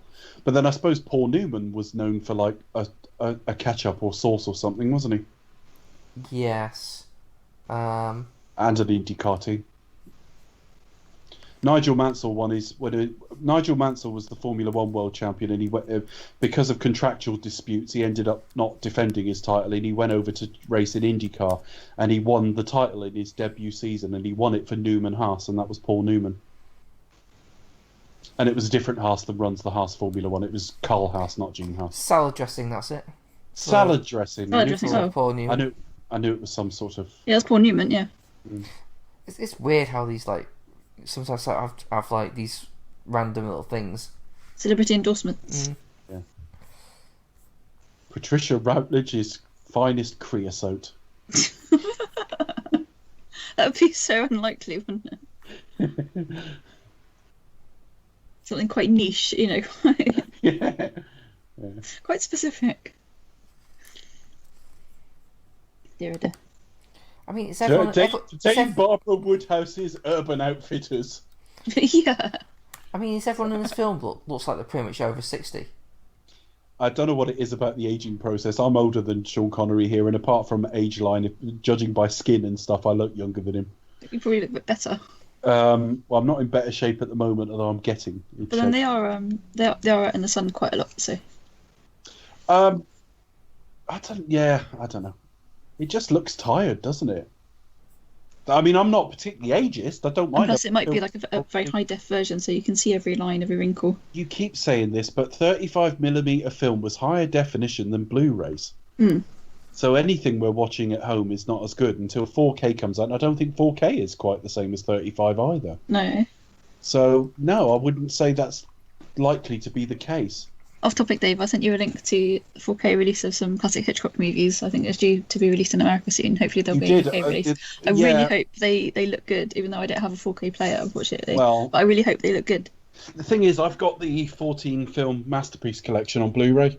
Yeah, no, And yeah. I'm keeping that because we Similar. are still talking about doing Hitchcock at some point. And it will be based on the Masterpiece collection, because how else do you decide? I mean, basically, we'll let Becca choose some of the British ones, because Chris is not that knowledgeable on Hitchcock, and I'm only knowledgeable on the American era. You will be. And then you've got like the Masterpiece collection, to which you would almost certainly add North by Northwest. Oh. It's Klaus Hergesheimer. The Masterpiece collection has 14 films in it from the American era. So you base it around, well, I say from the American era, it's got Frenzy in there as well, obviously. But you would add North by Northwest to that without question. So that's like 15 films. And then you think, well, pick a handful of British ones and that's your series. Well, yeah, we'll just have to go through the list, won't we, and just kind of pick which ones we're going to do. We'll have to figure it off. We'd be going forever if we tried to do all Hitchcock. But there's got to be some logic to like what you do. Yeah. I don't see the point in just doing like, well, we'll do Hitchcock, but we'll just do like Rear Window, Vertical, and Frenzy. You'd be like, what? No, there'll be a through line. There has to be a through line. Anyway, there's a casual mention there to Ed Bishop as Klaus Hergesheimer, obviously known from many other Bond films and several other Jerry Anderson TV shows. I recognise him. I thought I saw Shane Rimmer as well, but No, you might be able to hear his voice. So I'm trying to work my way through the classic Doctor Who episodes from the 60s, and so far, yeah, there's been a big Anderson crossover, obviously as it was, TV back in the day. What's Klaus Hergesheimer called, the actor? Ed Bishop, otherwise known as Ed Straker from UFO. I've got him. And he's been in... He didn't die at a great... Oh, he was in Star Trek. That's why I recognise him. Yeah, he's in Trek. That's where I recognise him. He's in all the things. I mean, obviously, I've seen this film multiple times as well. Fish. Bizarre, not incongruously, because he's American, he died age 72 in Kingston upon Thames. Oh. And he was in The Demon Headmaster. He must have, he was relocated here. He did, yeah. Well, he's hugely popular over here, wasn't he? I mean, there was kind of, especially sort of like in the 60s and 70s. He was in an episode of 2.4 Children. He was in French and Saunders. I think back in the sort of mid-90s, early 2000s as well, there was a panel show, sci-fi kind of panel show as well, and he appeared on that a few times, I think. What's his name? Chancer. That's Chancer's. Isn't Chancer Clive? I nearly said Clive Warren. Clive Owen. Clive Warren is. Who's that? No, that was Carl Pilkington's film idea. Yeah, I was just that name sounded familiar. Who the fuck's Clive Warren? Yeah. I know who that is. Rebecca De Morey. Yeah, The Love of Two Brains. Go look it up, folks. Carl Pilkington's film idea. It's fucking brilliant. He did 2 of them. The second one he did was like a Tom Cruise Mission Impossible type thing, where he's taken over by a guy called Brian, who's best known for Panto. Fucking mentalist he is. I thought he was in Trek, maybe. Yes, no, he was in the animated Star Trek. Okay. Absolutely brilliant. He was because he was becoming famous on these podcasts with Ricky Gervais and stuff. Film companies started talking to him just to find out what ideas he had, and he decided to just talk, because if you just talk, your brain comes up with stuff. And he came up with this idea of a film starring Clive Warren and Rebecca De Mornay. And Steve Merchant pointed out to him, he said, "This is your fantasy casting, and you've gone with a guy who doesn't exist and a woman who hasn't been in a film for 10 years. Get me Clive Warren." And Edward Snowden. It's absolutely brilliant. It goes on for ages and they're laughing their ass off. One of the funniest things I ever, because they used to have Monkey News as well, and my favourite ever Monkey News was the one about the Russian chat show, where the monkey's interviewing Cher. It's absolutely brilliant. This is some top action, isn't it? Yeah. Don't put Bond in a vehicle that looks comedic. The only thing I will say is that car going off and falling apart there is actually probably more in line with what would happen than the jumps in the series we've just seen. The bottom of the car just fucking falls out when you do stuff like that. Because there's no way those cars won't catch up to it. Do you know what I mean? It's like he's bobbing along. Yeah, he's bobbing along in a prop. Let's not get too excited. Where they're presumably sort of filming the fake moon landing or whatever. I don't even know what that's meant to be, but again, it's one of those, a bit like A View to a Kill. His business portfolio is so varied. It's like they're doing everything there.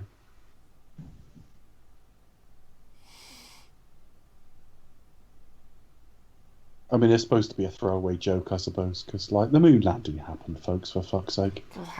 How many fucking people are going in that car? Jesus Christ. I don't know. This is not particularly thrilling.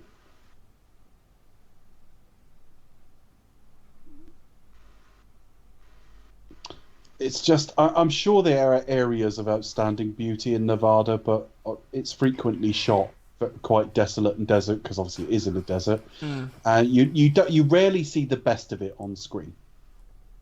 And this is a prime example, and it really is upsetting when Majesty's was really, really pretty. And I wouldn't say Live and Let Die is pretty, but it's a visually striking film. There's a big uptick, isn't there, between this and that film, even though it's a few years on. But there's literally a couple of years on, there was a big spike in quality. Yeah, and there wasn't a big jump in budget either. I mean, the big jump in budget doesn't really come until Spy. No, that was a notably massive jump in budget. Yeah, yeah. They sort of doubled it. Yeah, it is a shame how he sort of, went sort of, well, shut the bed really after Majesty's. I mean, part of the problem part of the blame has to sort of fall on Lazenby though with how he treated it really, but at the same time. Yeah, I mean, Diana Rigg always says he was the author of his own downfall. Or misfortune. I forget the exact quote. I've heard her say it in the last few days. Off a recorded interview she did a few years ago. Because didn't he leave the role just as the film come out, or he left before it was released? See, I think that just signals people sort of watch that. Well, it's coming out at Christmas. It doesn't have a happy-go-lucky ending. It's an unusual Bond film in structure anyway. It's got not Sean Connery in it. The guy's already quit, which means does this film even count? Because we're not used to multiple different men playing James Bond at this point. And then he turns up to the premiere, which is an advert for your film, because by definition, no one has seen it at that point. People like Daniel Craig get interviewed on the red carpet, and he turned up looking like a fucking hippie. And that is not an insult to people who look like that, because in life, I've got no... Why would I give a shit? It looks fine, but all they wanted him to do was turn up as looking like James Bond. And he refused. And he'd quit. And I think that film's a tough sell because it's got a downbeat ending. It was very long for its time. It was the longest Bond film for decades. And I know, in the decades that had gone before it, there were longer films, but that was pre-TV. And that was in an era where you had intermissions. Do you know what I mean? Yeah. By the late 60s, you've got mass TV take-up in most of the developed world. Even places like the UK that were smashed after the war. And I just think, there's a lot in the failure of Majesty's. And failure is in inverted commas anyway. But when people say, that's nonsense, it wasn't a failure, all Bond films make a profit, and it's like, well, define failure. Yes, I think you can say it was a failure, because Thunderball did 141 million. 4 years later, a film is taking about 80, 79, something like that. In relative terms, that's a failure. I'm sorry, it is. It may be profitable, but it's a failure.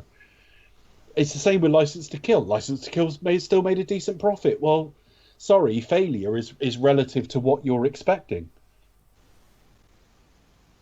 Yeah, because it's also showed like trends, like, oh shit, it's got to go downhill. With next time it might not make a profit. Do you know what I mean? It could be exactly, and it's like, well, Justice League wasn't a failure. It did over 600 million. It's like, yeah, well, what were you expecting it to do? The Avengers film from around that era was doing a couple of billion. So yes, it's a failure.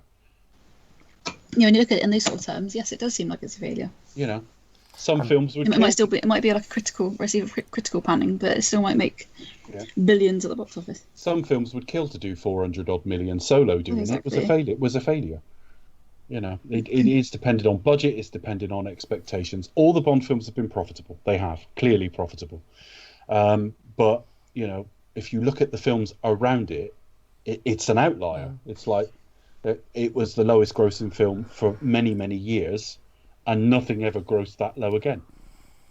In adjusted terms, maybe. But yeah. But this section of the film, like all that sort of lighting and neon, that looks really cheap and nasty, doesn't it? That golden nugget there. Yeah, it does look a little bit. That would not look out of place in like Blackpool or like Skegness or something.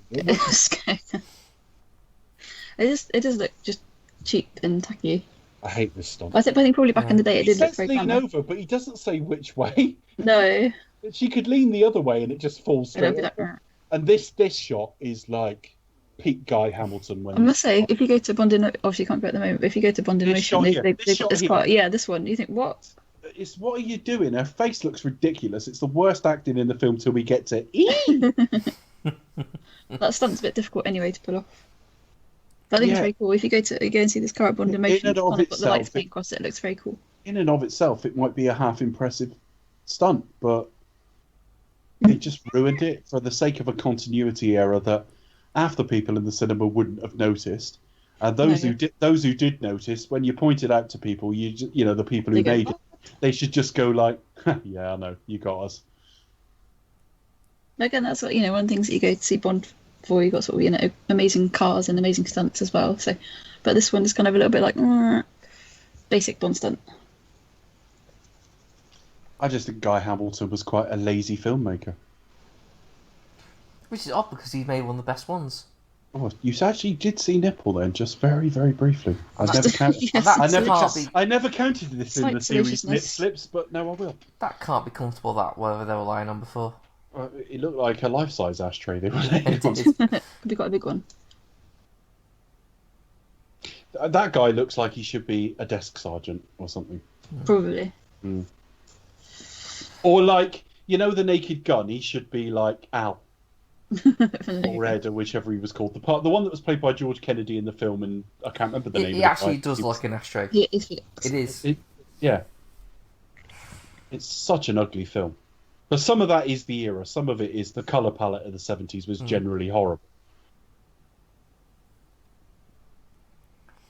Yeah, it's just very garish. That looks awful.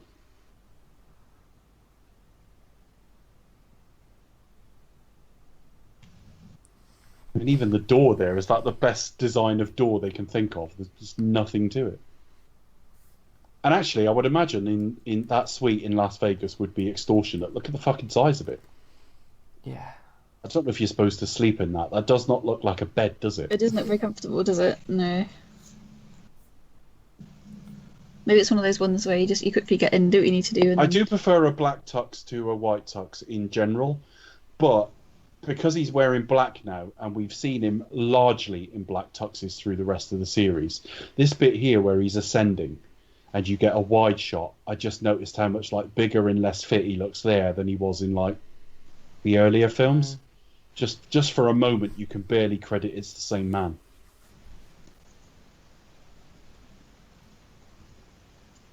No, it's a bit tricky, I guess. I mean, but we all age. He doesn't look terrible. I mean, he was, an attractive man till quite late in his life. But I don't know. It all feels a bit everyone going through the motions, and it doesn't help going to Las Vegas because you've just picked the tackiest fucking place on. Tackiest armpit. I think to us looking back, it does seem a bit tacky. But probably like back in the day, I don't know if it was tacky or, but just if it was seemed like glamorous. But it's always known as like as the world's playground. I don't think Bond would belong in Vegas now, to be honest. No. Yeah, it's not a place you go really. I mean, no. I mean, we kind of seen it with like Skyfall and those sort of movies. Like it's probably a floating casino in Macau or China or like Russia, for example. You don't want to be sat across from a bunch of blue rinses playing the slots. No. I don't know. But so you probably would send them to somewhere, China or Russia or. Yeah, this looks a lousy effect now, but when I was a kid, I remembered this. This stuck in my mind quite a lot. This sort of Pitong thing. It actually looked a bit vertigo-inducing. Do you know what I mean? Mm. It doesn't now, but when I was a kid, this actually looked quite impressive to me. I didn't dislike this film as a kid. I certainly dislike it as an adult. It just feels going through the motions, doesn't it? Bond doesn't. I've never thought he was phoning it in, but I have to say Bond doesn't look wildly interested in events, does he? No. But I think it's just reflection. I'd say it's a reflection on the actor at the time. Mm. Well, I thought he was just making a choice to play it a bit tougher and colder. Do you know what I mean? And meaner, which may be true, but actually, think back to like Goldfinger. He was a lot more playful than this, wasn't he? Mm. There's no playfulness in this. Well, you have that line about curtains matching the drapes. That's... You didn't deliver it in a playful way. Well, you got Charles Gray. Yeah, this is it. Ray's about to meet him, isn't he? I mean, it just kind of adds as Becca sort of alluded to before, it does add a bit of Rocky Horror vibe to it. I don't know if Rocky Horror must come after this. Rocky Horror was about 74, I think. Yeah. They've got somebody who's kind of known for being kind of very much straight up actor, and then, he's embracing a kinky side with the fishnets. But I mean, And it's sort of like Nicholas Parsons, I guess. Obviously, he's I was going to say known for all kinds of roles. So people like Nicholas Parsons did it on stage and stuff like that. Having said that, Clive Mantle did it as well, so it's not always There's some toilet loo roll there, which is yes, Lou rolls the Bond, which is embolic, really. Yeah, it's just like yeah. I mean, why is that there? Does that mean it's like he actually shits on that chair as well? Like what? And watch it. It's in case you. Connery does. It's in case you want to watch yourself having a shit. You're sitting in the right chair. And it's not even 100% clear that's a toilet. Even with the yes, it is. You can see the hole underneath. I don't know what they were thinking. Was Ken Adam on this film? Because it doesn't feel very Ken Adam. Yeah, he did production design, but it doesn't have that same sort of. Ken Adam did not do as many Bond films as we think. No. Ken Adam. Just look it up. Because this that looks a bit Ken Adam-y. I think Ken Adam died the day we recorded with Mark O'Connell, funnily enough. He definitely recorded on the day of. He died on the day of a recording. Pardon me. Yeah, he did do Diamonds Are Forever. I mean, I didn't disbelieve Becca. I just almost had to see it for my own eyes because it must be the ugliest film he ever made. You can see it a lot then. There's kind of the circular and sort of and geometric designs as well. The clue is always those stairwells and the ceiling. Yeah, and the ceiling. Yeah. Good evening. If you want a shorthand to what a Ken Adam set looks like, the two things to look at would be Dr. No. Dr. No, the small room where he picks up the tarantula. Anything with a stairwell, I would say. Dr. No's lair, Dr. No's. I would say Spy Who Loved Me, Stromberg. That's all very Ken Adam. And of course, he did the War Room in Doctor Strangelove as well. I was going to say. I don't like Charles Gray in this film. He probably suits the film most of any other I've bloke. kind of gone up and down. First of all, I thought it was hilarious, and I thought it was awful. But now I'm kind of like, yes, if it's the tone of this film. You talked him up in review. You wouldn't. I did. You wouldn't like if like Tim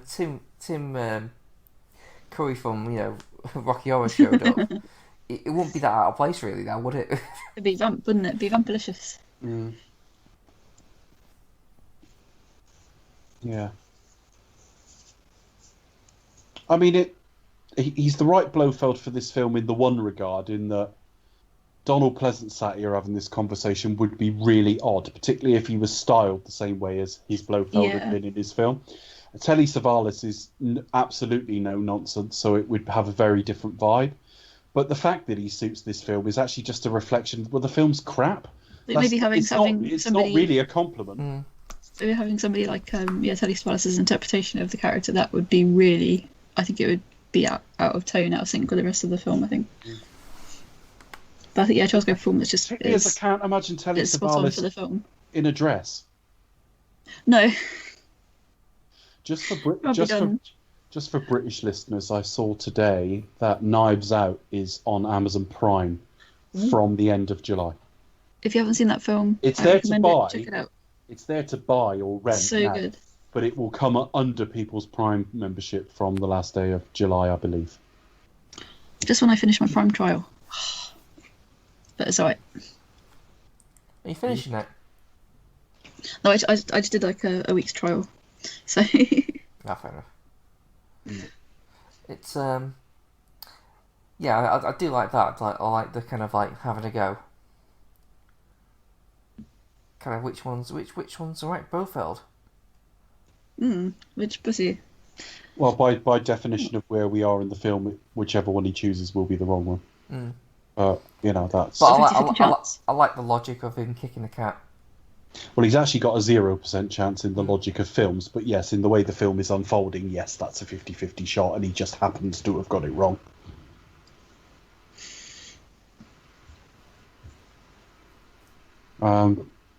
Yeah, the design inside that lift, that is so 70s it hurts.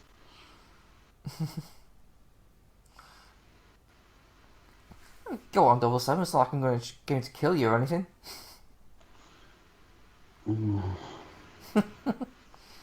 I don't even really know what Blofeld wants in this film. I know it's to do with diamonds and that fucking thing, but... Or put it this way, for most of the film, I either don't know what he wants or I've got no interest, and when it's revealed near the end, it's like, well, whatever.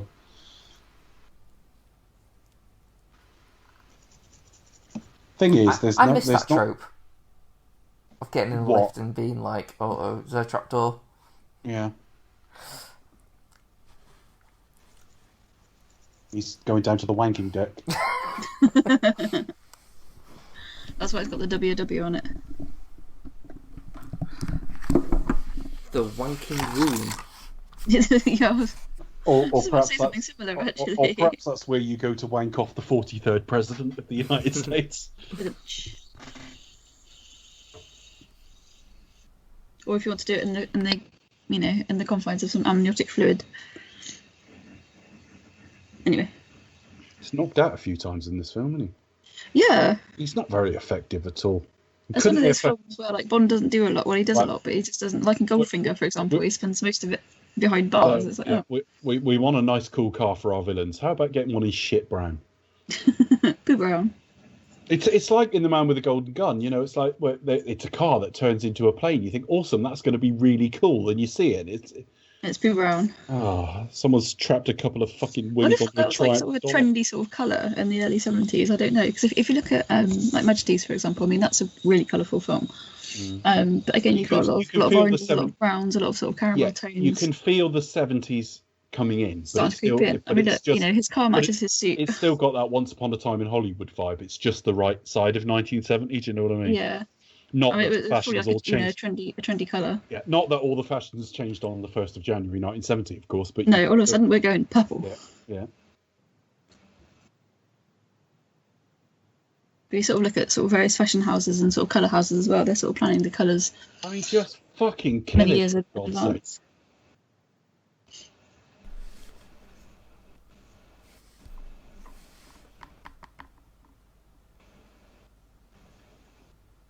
Do you want herp?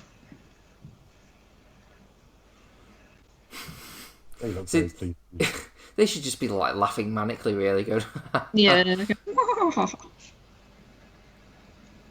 It's like, again, where can we go for another cool set? And they've just gone the ugliest fucking place. I mean, building sites and that are not physically attractive places.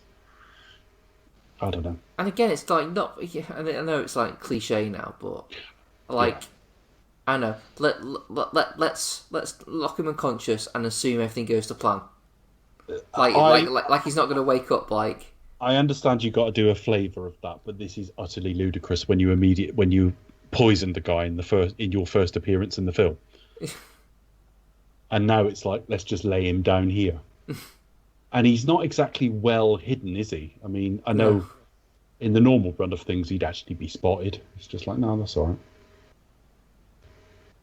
I mean, obviously he is buried there, but they sorted that out all very quickly, didn't they, as well? Whatever it is they're fucking building there, that all got put together really quickly. Okay, so everything has gone to plan, but it's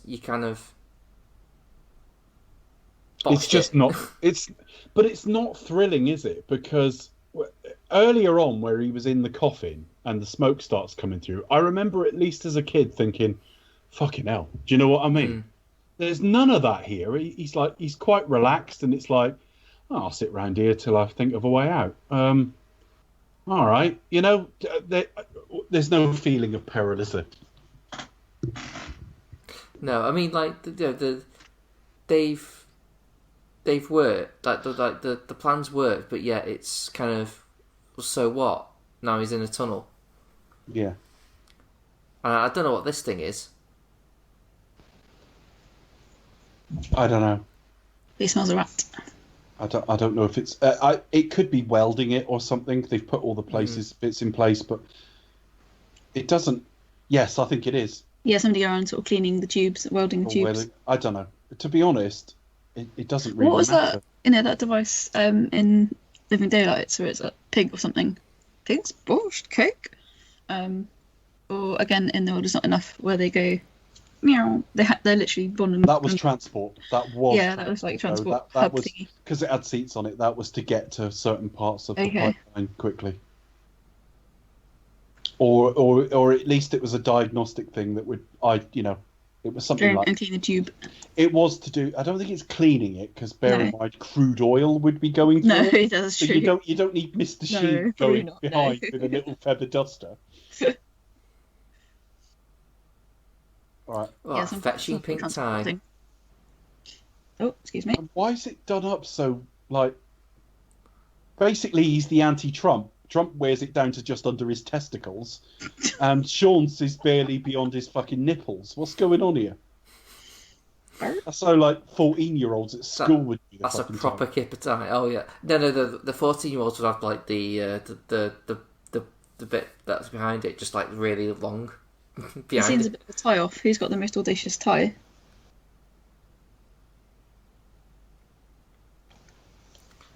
I don't know. Pink just doesn't suit Bond.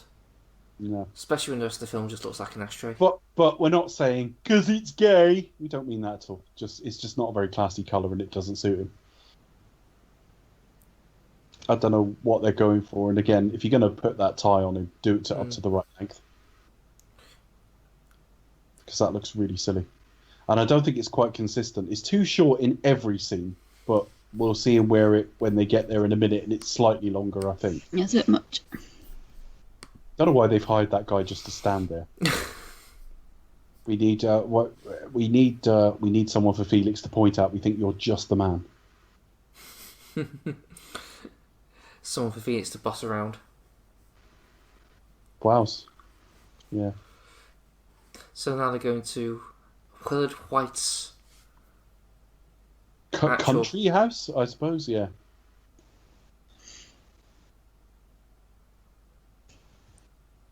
Pretty grounds. I mean, would you really hold him hostage in his own home? I don't know. House arrest, probably not.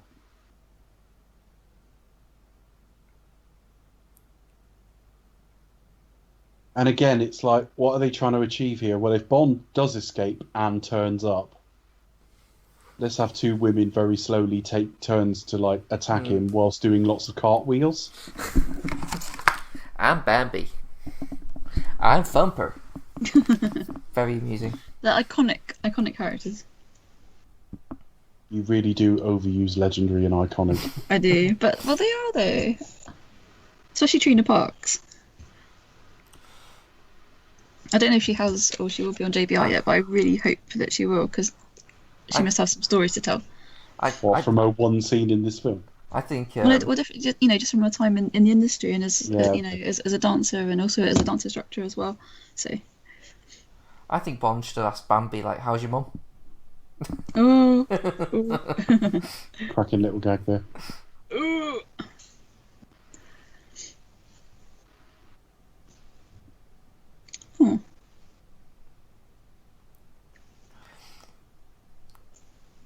I mean, it's of its time, but the idea of like two bodyguards basically women jumping around doing cartwheels against a trained killer. Yeah, it's a bit. Yeah, you can imagine that in films with like the sort of films Lister likes in Red Dwarf. Yeah, it's a bit I remember what they go to watch like Revenge of the Completely Invisible Aliens and things like that, and then you got what is it, Revenge of the Surfboarding Killer Bikini Vampire. Yeah, something Girls. like that, isn't it? Oh, Sean just did a Roger Moore. Oof, look. Yeah. He's knocking on a bit. It's again, they're just taking turns, and she takes ages to get to him, and he's like, "Oh, I'll stand up just in time for like." It's lazy. It's not particularly well choreographed. They sort of rough him up a little bit. It's just the more I'm convinced, the more I see of his films, I think Guy Hamilton got really, really lucky with Goldfinger. Because everything else, I mean, I quite like Live and Let Die, but which is the next one I've got to watch. I'm watching that. I think I'm watching it tomorrow, actually. Live and Let Die, and our next film, I'll be watching that tomorrow as well, which we'll announce at the end. But This and The Man with the Golden Gun has so many points I remember in review looking at and going, that's really lazy. Look, there's an error there. And it would be not one of these smart-ass ones. It would be one of these really obvious fucking sloppy ones.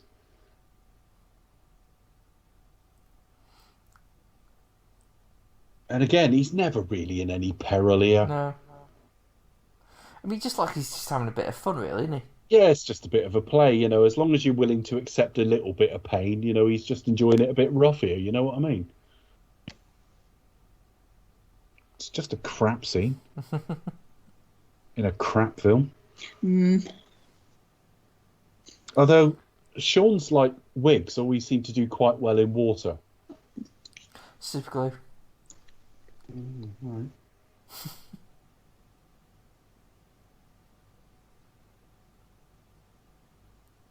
The guy on the right there of those two looks like Leonardo DiCaprio's ugly older brother.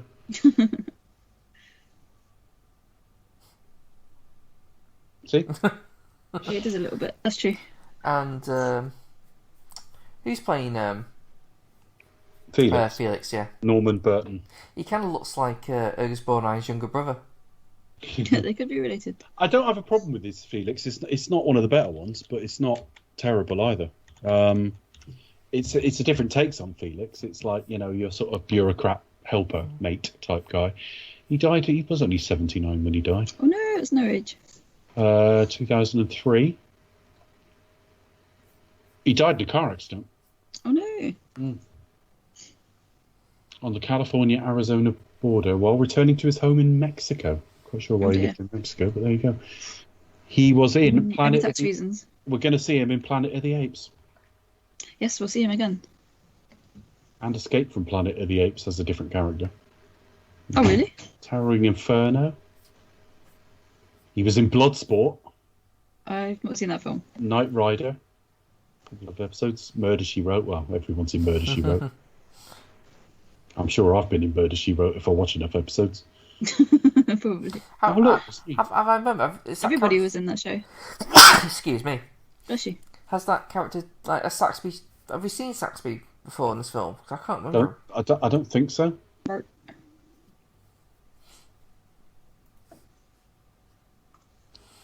And again, Q's a bit... They don't really know what to do with Q in this film. So they've got him standing around collecting. No. But Use he's an honourable man, so he's not actually picking any of the money up. He's just like, does this work? Yes, it does. On to the next one. They're all winning, and he's not picking the money up.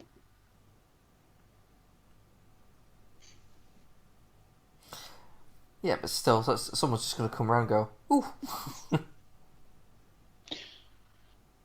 To be honest, as soon as they work out he's got something in his hand there, that's it anyway. I mean, any whiff of cheating in like Vegas, and you don't tend to, you know, you're blacklisted everywhere.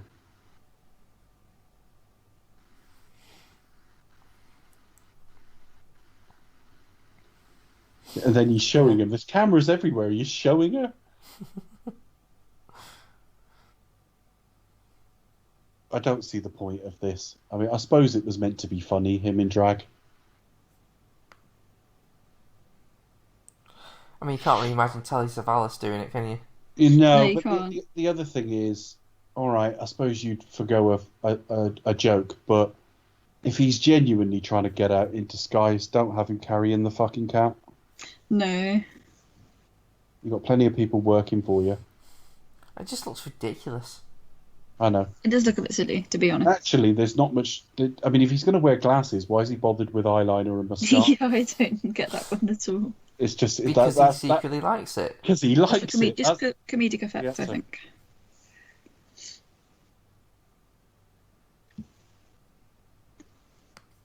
Oh.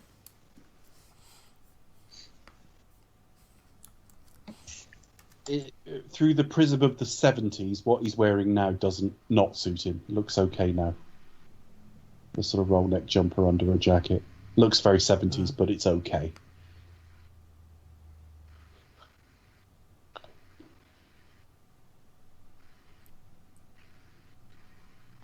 Yeah. Jimmy Dean is very memorable though, isn't he? Yeah, he is. I think I can't remember who it was within this film. One of them, it may have been the Broccoli's, was friends with Howard Hughes. It's definitely inspired by that. But he clearly doesn't have OCD. But the whole reclusive aspect. Or just like this sort of like big, enigmatic. It's based on the whole. Well, Howard Hughes sort of hid himself away for years, didn't he? And was an entrepreneur as well as, multiple careers, really. Yeah.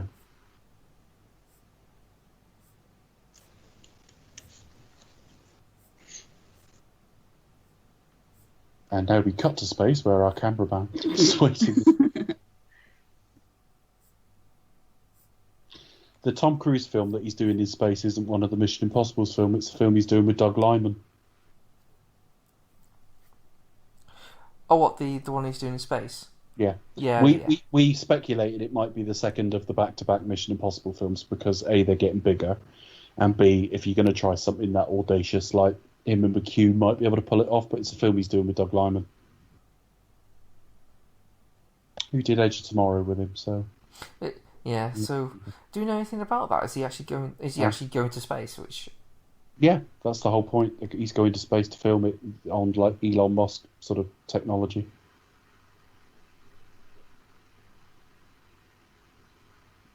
That'll be insane. I know, but it's only Tom Cruise though, isn't it, that would do it? Yeah, but I think he does his due diligence as well, so he must be satisfied that it's safe enough. That doesn't mean it is, by the way, but he will have made a judgment on that. Christ, when that fan opened up then, that looked so cheap. It really did. Oh my gosh. But it looked like a sort of set I'd put together, not professionals. Oh, Shane Rimmer, I forgot about that. Totally forgot he was in this film. Who? Shane Rimmer. That's what I've said earlier. No, I totally forgot. It went out my brain. I forgot he was in this film. In fact, I may not even know because I watch this through gritted fucking teeth every time. I don't watch it through my teeth. That would be weird. But no, I watch it with gritted teeth, and half the time I'm only half paying attention. Whether I've even noticed Shane Rimmer's in it ever is moot, I suppose.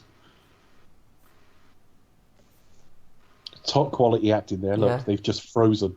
Why? Because it's all done with like art, so it is a still. We'll stay there. Yeah, but they didn't move an inch.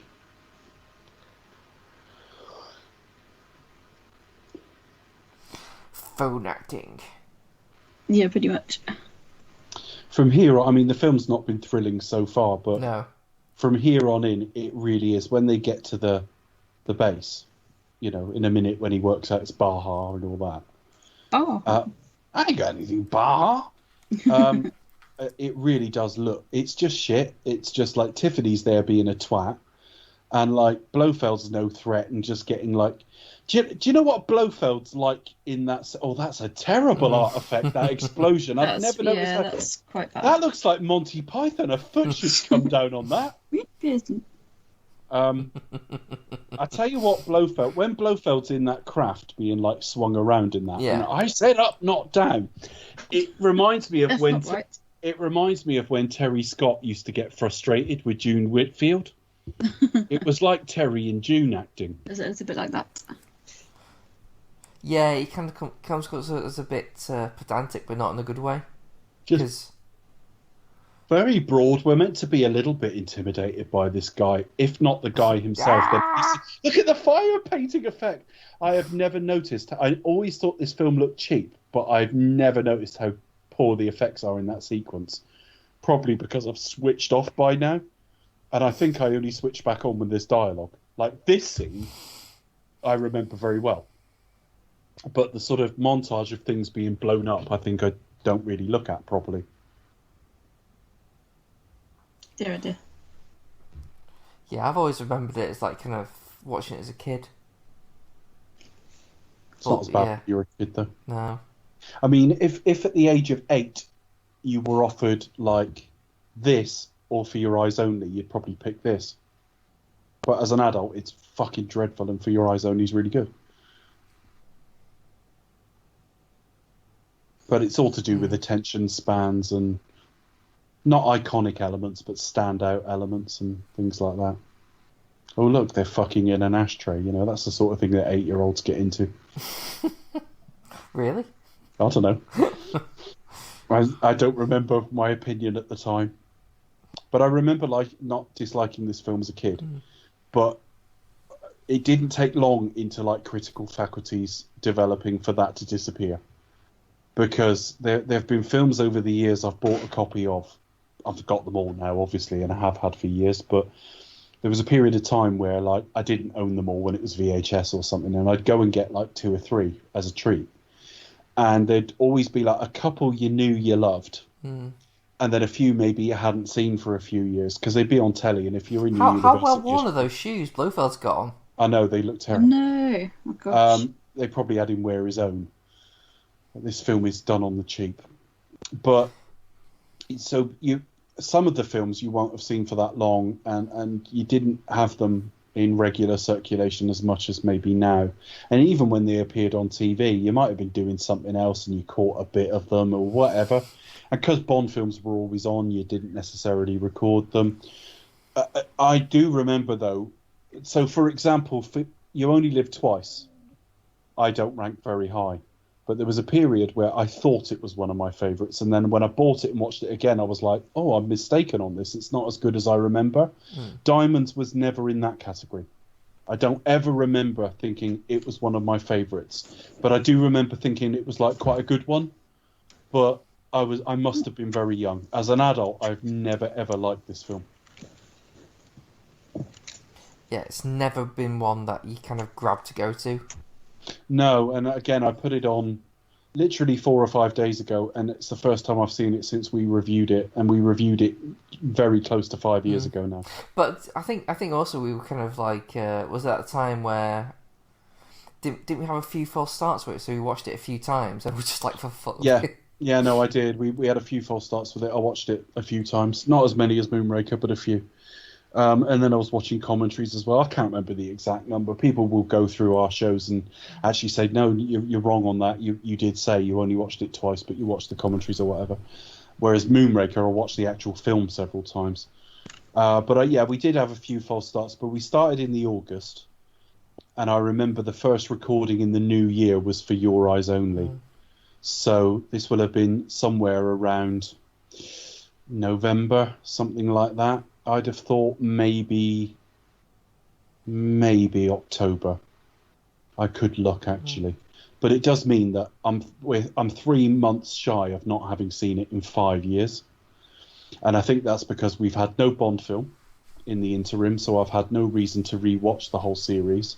So I've watched the ones I like, or the ones that I think I like, or the ones that I haven't seen for a while and fancy, and that's never this one. And where No Time to Die was delayed, I hadn't got this far. We posted this on my birthday in 2015.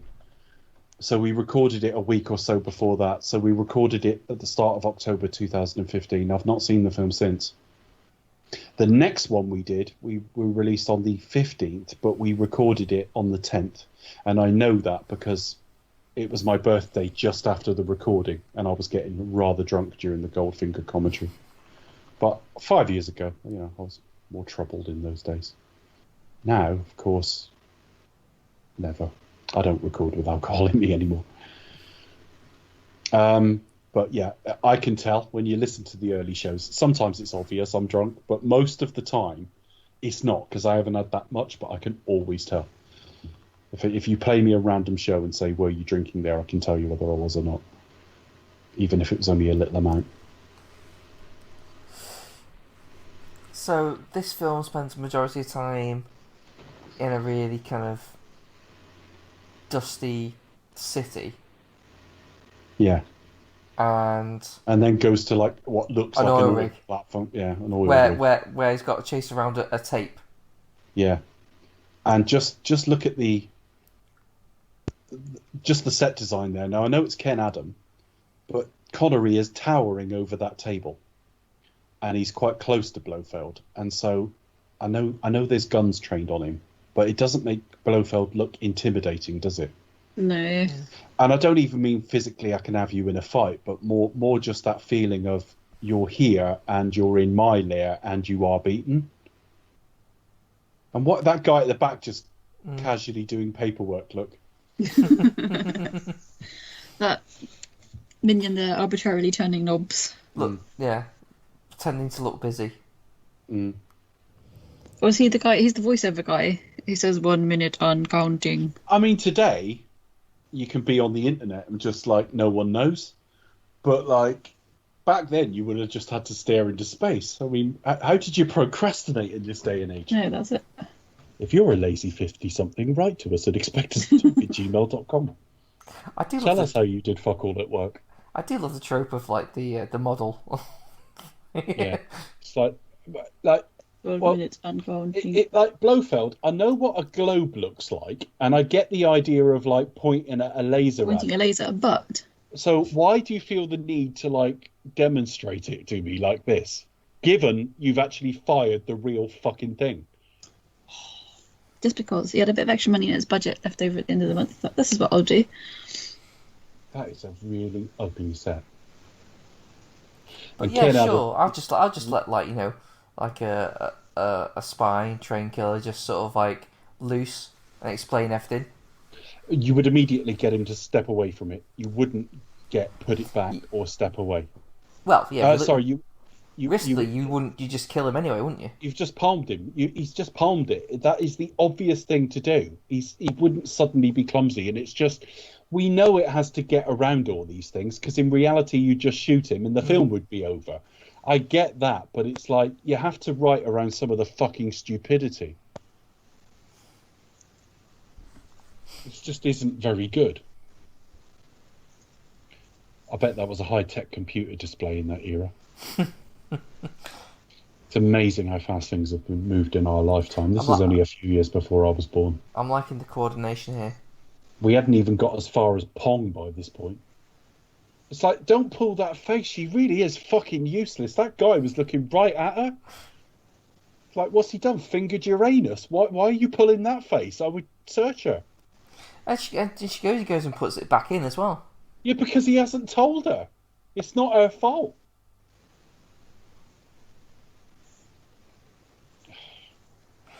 I mean, it'd be fair. It'd make more sense just to keep hold of it, wouldn't it? Yes.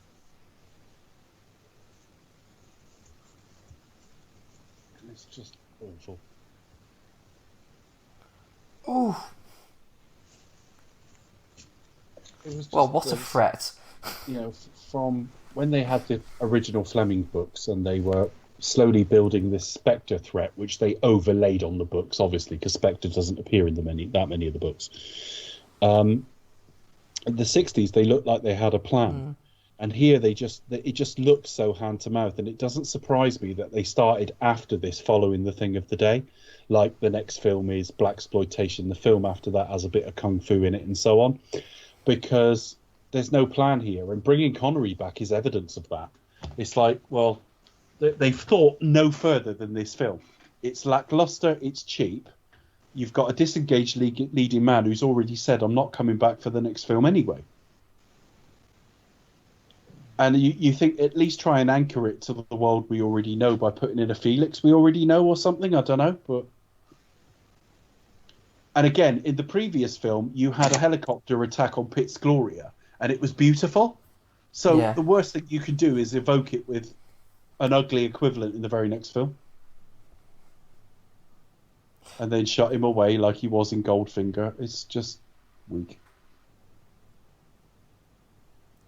But this film did better, though, didn't it? Did better than Majesty's. Probably the best grosser since... It didn't do as well as You Only Live Twice, I don't think. I can look that up. There wouldn't have been much in it. But again, with the years of inflation, it was probably pound for pound a bit worse. Let me have a look. Diamonds Are Forever. Look it up again. The grosses were really, really similar. I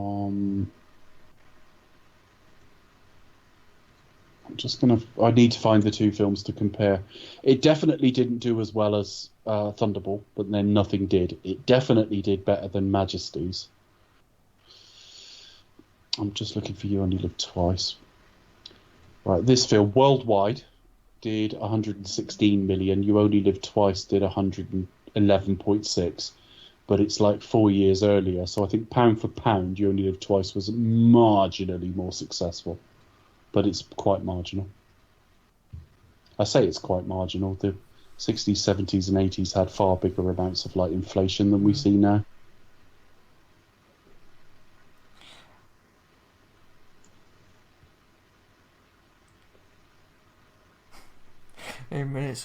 Yeah, things that this just looks absolutely just crap in terms of like a siege as well.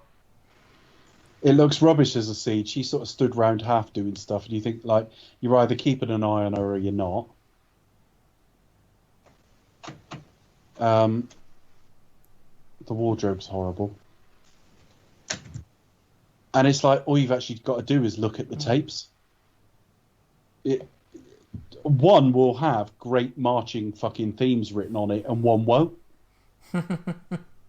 You know what I mean? But nobody ever fucking checks. So he now, without checking, swaps them again. I know tapes aren't around now, folks, but like those listening who never bought tapes because of their age or whatever, and that's entirely plausible because if you're under 30, you probably never bought them at all. They did have like, just like a CD, they had the title of what it is written on it. It wasn't just a plain thing in a fucking box. Bond's mixtape. Or at least they've taken him to an attractive part of the site. Fucking hell. Bond's mixtape. Yeah. I don't know. What? Where should we put him? I don't know. That thing with the. With the escape hatch. That is really poor back projection. Not that. That's okay. That's a stuntman stood in a real place. But when you see Sean, because that doesn't actually look anything like Sean. I've never really noticed before.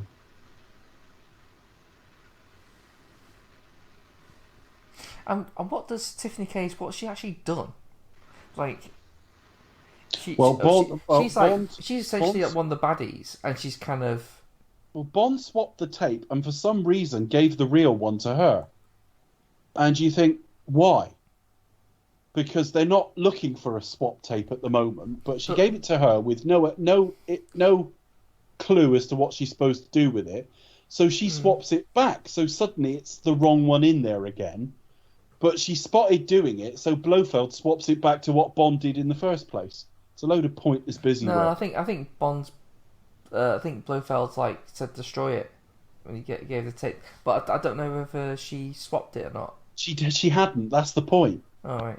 So she was about to. He spotted her, thought she already had, got the one that was basically in her pants, and then swapped them back again. So basically, she's put it. Bond made the change. She went to make a change erroneously. She didn't get to do it. Or maybe she did. I don't know. I'm confusing myself now. It kind of, but I think she did. No, I think she did. Sorry, she must have changed it over because he got the tape and changed it back again. What's So here we are, Terry Scott as Ernst Stavro Blofeld. I'm pretty certain Blofeld has destroyed the tape. Right, he will have destroyed the one that was taken out, though. It doesn't really matter. No. She either changed it and he changed it back and destroyed the one that was wrong anyway, or she hadn't changed it and whatever. Doesn't really matter. But the thing I'm getting at is, what's her fucking angle? Like, where's her arc? Yeah, I don't really understand. He was trying to help Bond there, just to, like, in a minute she's going to fire a gun and fall off. She's just useless. She's on the good guy's side now, but all the way through it's just been about money, and towards the end it's about being got off any charges. It's a real shame. I just think they're going to kill off Blofeld here. It's left a bit ambiguous, but originally it was going to be like a big chase and assault mine, and right. Because they could have used Blofeld next time. It was only around the time of The Spy Who Loved Me he started agitating over the character. Yeah, they would have dropped into like a assault grater thing. It's just so lazy. I mean, he sat in that cab now controlling that thing. and he pulled the guy out by his arm, and the guy was knocked out. And it's just like, that's Guy Hamilton to me. There's a bit in, I talked about it in review, there's a bit in The Man with the Golden Gun where, there's several bits actually. There's bits where he's throwing wine bottles, but they're sugar glass, so they're already breaking. And you think, well, you must have spares, reshoot the scene. There's scenes where he reaches his hand out to like good night and good night's not there. And stuff like that, and it's just Guy Hamilton. Was a really sloppy filmmaker for all of his or at least he was sometimes sloppy. I sometimes wonder if it was how much he fucking cared. You know what I mean? Just easy gig. And this is a shit joke as well. They've already killed. It's like the kickback on those guns. I mean, we don't really have guns in this country, but the kickback is not that fucking powerful. It's not, she didn't act it particularly well anyway. Ironically, she's married to Robert Wagner now. Is she? Jill St. John is, yeah. Mm-hmm. Well, that's a coincidence. Which is funny, because at her peak, she looked ever so slightly like Stephanie Powers. And Maybe that's what it was. I used to get them mixed up. Stephanie Powers was in Heart to Heart with Robert Wagner. Because when they met, it was murder. That is pretty much what he said. There we go, the thrilling fucking end. It's odd how, most of the helicopters have done fuck all as well. It's quite funny. It's odd kind of how that oil rig actually doesn't look like it's been destroyed at all. It just looks like a bunch of props. It hasn't. Do you normally get a ticker tape parade for every ship launch, every cruise launching, unless it's a maiden voyage or something? I have no idea. Unless they're all that excited that a secret mission no one's meant to know about's gone well. And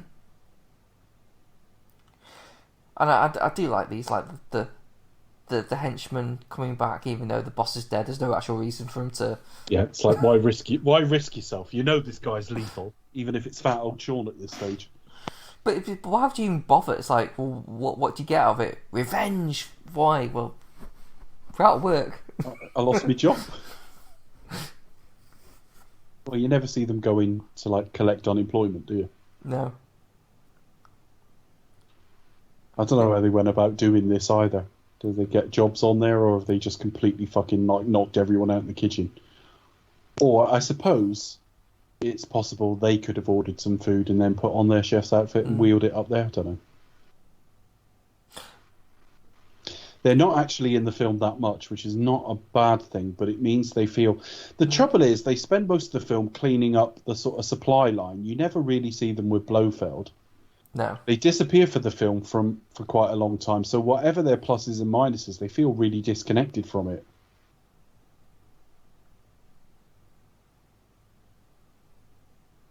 Piece de resistance, a really tacky fucking meringue. There's a classy looking food.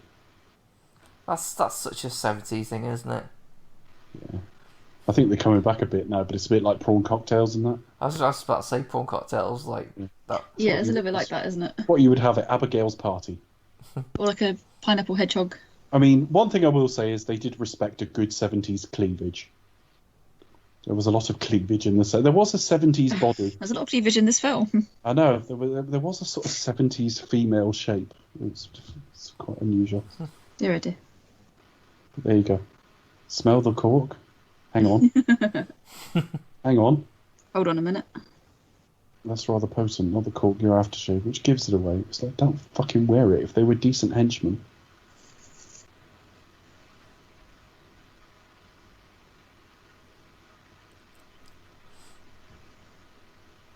Catch them out on the... Just like Red Grant, catch them out on the old wine. Basically, if henchmen went to, wine college, Bond would be fucked. Definitely. I would have expected a claret. Well, it is a claret, sir. Oh, right. I mean, really, it's just an excuse for Bond to show off about his wine knowledge, because it doesn't make any difference, because he's already kind of figured out anyway. Yeah. And... It's like, but you don't know anything about your wines. Well, you could just be shit at his job. It might have been a final check, I suppose. Yeah. Like, if they know why, maybe they're real, but... And it's always... That it's fire always, escalated quickly. it's always why. It's always, it's never they've ordered a bottle of Newcastle Brown and he sits there and says, well, I would have expected a stout. I always like it when he's like on fire and he jumps out and then he's dead instantly. What I like here is the progressive attitude that gay men like pain in their bollocks, because he's kind of enjoying that. That was the dumbest plan in the world, because if that bomb had gone off, the boat would have sunk. But again, no one's thought about that. They only think about the joke. Honestly, Tom Mankiewicz should have like worked with J.J. Abrams, because like he plots his films 5 minutes at a time and only thinks about the scene he's in. Hang on, like, how long were they planning on staying there in the first place? Because they were like pissing about with like serve the meal. Like, that wasn't a long fight at all. Well, I presume they were going to have the bomb go off, going to leave the meal there and have the bomb go off. But they were showing no signs of leaving, and he was getting ready to garrote him. And it was like 15 seconds, basically. 15, 20 seconds. Yeah. Oh, yeah, that's the point. Yeah, you're right. Fuck knows. And to be honest, they name all these products and locations there, and I just think this film was an advert for none of that. All in the city of Las Vegas. It's like, yeah, well, I desperately want to go to all those tacky shit, fucking horrible places we've just seen. Please tell us what gentleman's outfit has put him in a fucking pink tie. And Lana Wood is barely in it. She was in one scene. And a corpse in the next. Yeah. But she's still fairly highly billed. Yeah, she still gets the credit. I can now believe, that like people say M, for example, had more of a role in Skyfall than Q had in all his films put together. And it's like, you can believe that when you watch films like this, because Q just he just appeared, said a couple of things, disappeared, then you saw him briefly, and that was it. So the Lowry Digital... He was in Vegas for no reason, because he was just like... He didn't need to be there. It was just like... I just think he wasn't a very good story man, Tom Mankiewicz, but he nailed the tone of Superman. So full respect to him. And every time I saw him interviewed, he just came off really great. He was a good talker and he seemed a nice guy. And I sort of would have loved to have met him and stuff.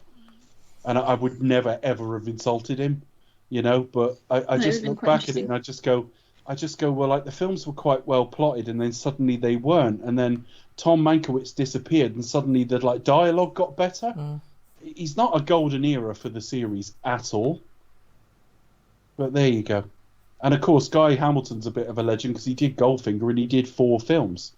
And Live and Let Die is popular. So, but I just see so many errors. Yeah, you can't sort of judge him on the strength of this film. I see so many errors and issues that I don't see with any of the other filmmakers. I mean, I'm not the biggest Lewis Gilbert fan of the Lewis Gilbert films, but his films have tons of flair, and they don't have a ton of mistakes in them either. No, there's a big drop off. But there you go. But yeah, there's lots of, it's the same with any sort of like filmmaking. Really, there's lots of fingers in the pies, and it's difficult to reconcile them all. So, it is. But just think of the gem that would come next in the series and. And Live and Let Die is pretty good, and we haven't done that commentary yet, so we'll see. We're moving on to something else from next week. We've then got that series, then we've got another Bond commentary. Whose choice is it next? I've completely forgotten. We'll figure that out, and then we'll go on to. Is it yours? No. I don't know. Is it yours or mine? I can't remember who chose that one. Chris, you Simon's did. was Chris's. Yeah, I did. Yeah. I can't remember. And I'm very sorry. It's fine. I think it might be me. I think it might be you next, Dave. No, it might because I picked. We'll have a look. The film for Chris.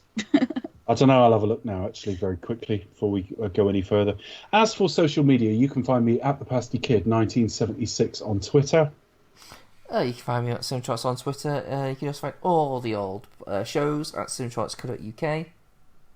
You can find us on Twitter at Expected to Talk. Don't forget to visit us on all the various platforms on Apple Podcast, YouTube, Facebook, Just type in Do You Expect to Talk and you can find us on there. And also don't forget to rate us, review us, to like us and share us across social media. Thank you. I think you chose Quantum of Solace, Becca. I think I might have done. Yes, I did. I chose A View to a Kill before that. Because it was nice and short. So it is me next. Okay, it is me next. Choose wisely. After our next series, which Becca will introduce in a minute, I will choose a Bond film, and I think I know what I'm choosing. And I'll tell you off air when we finish. But as for that, we move on to another series next week, which means Becca. Yes, Do You Expect to Talk will return with our review of Spider-Man.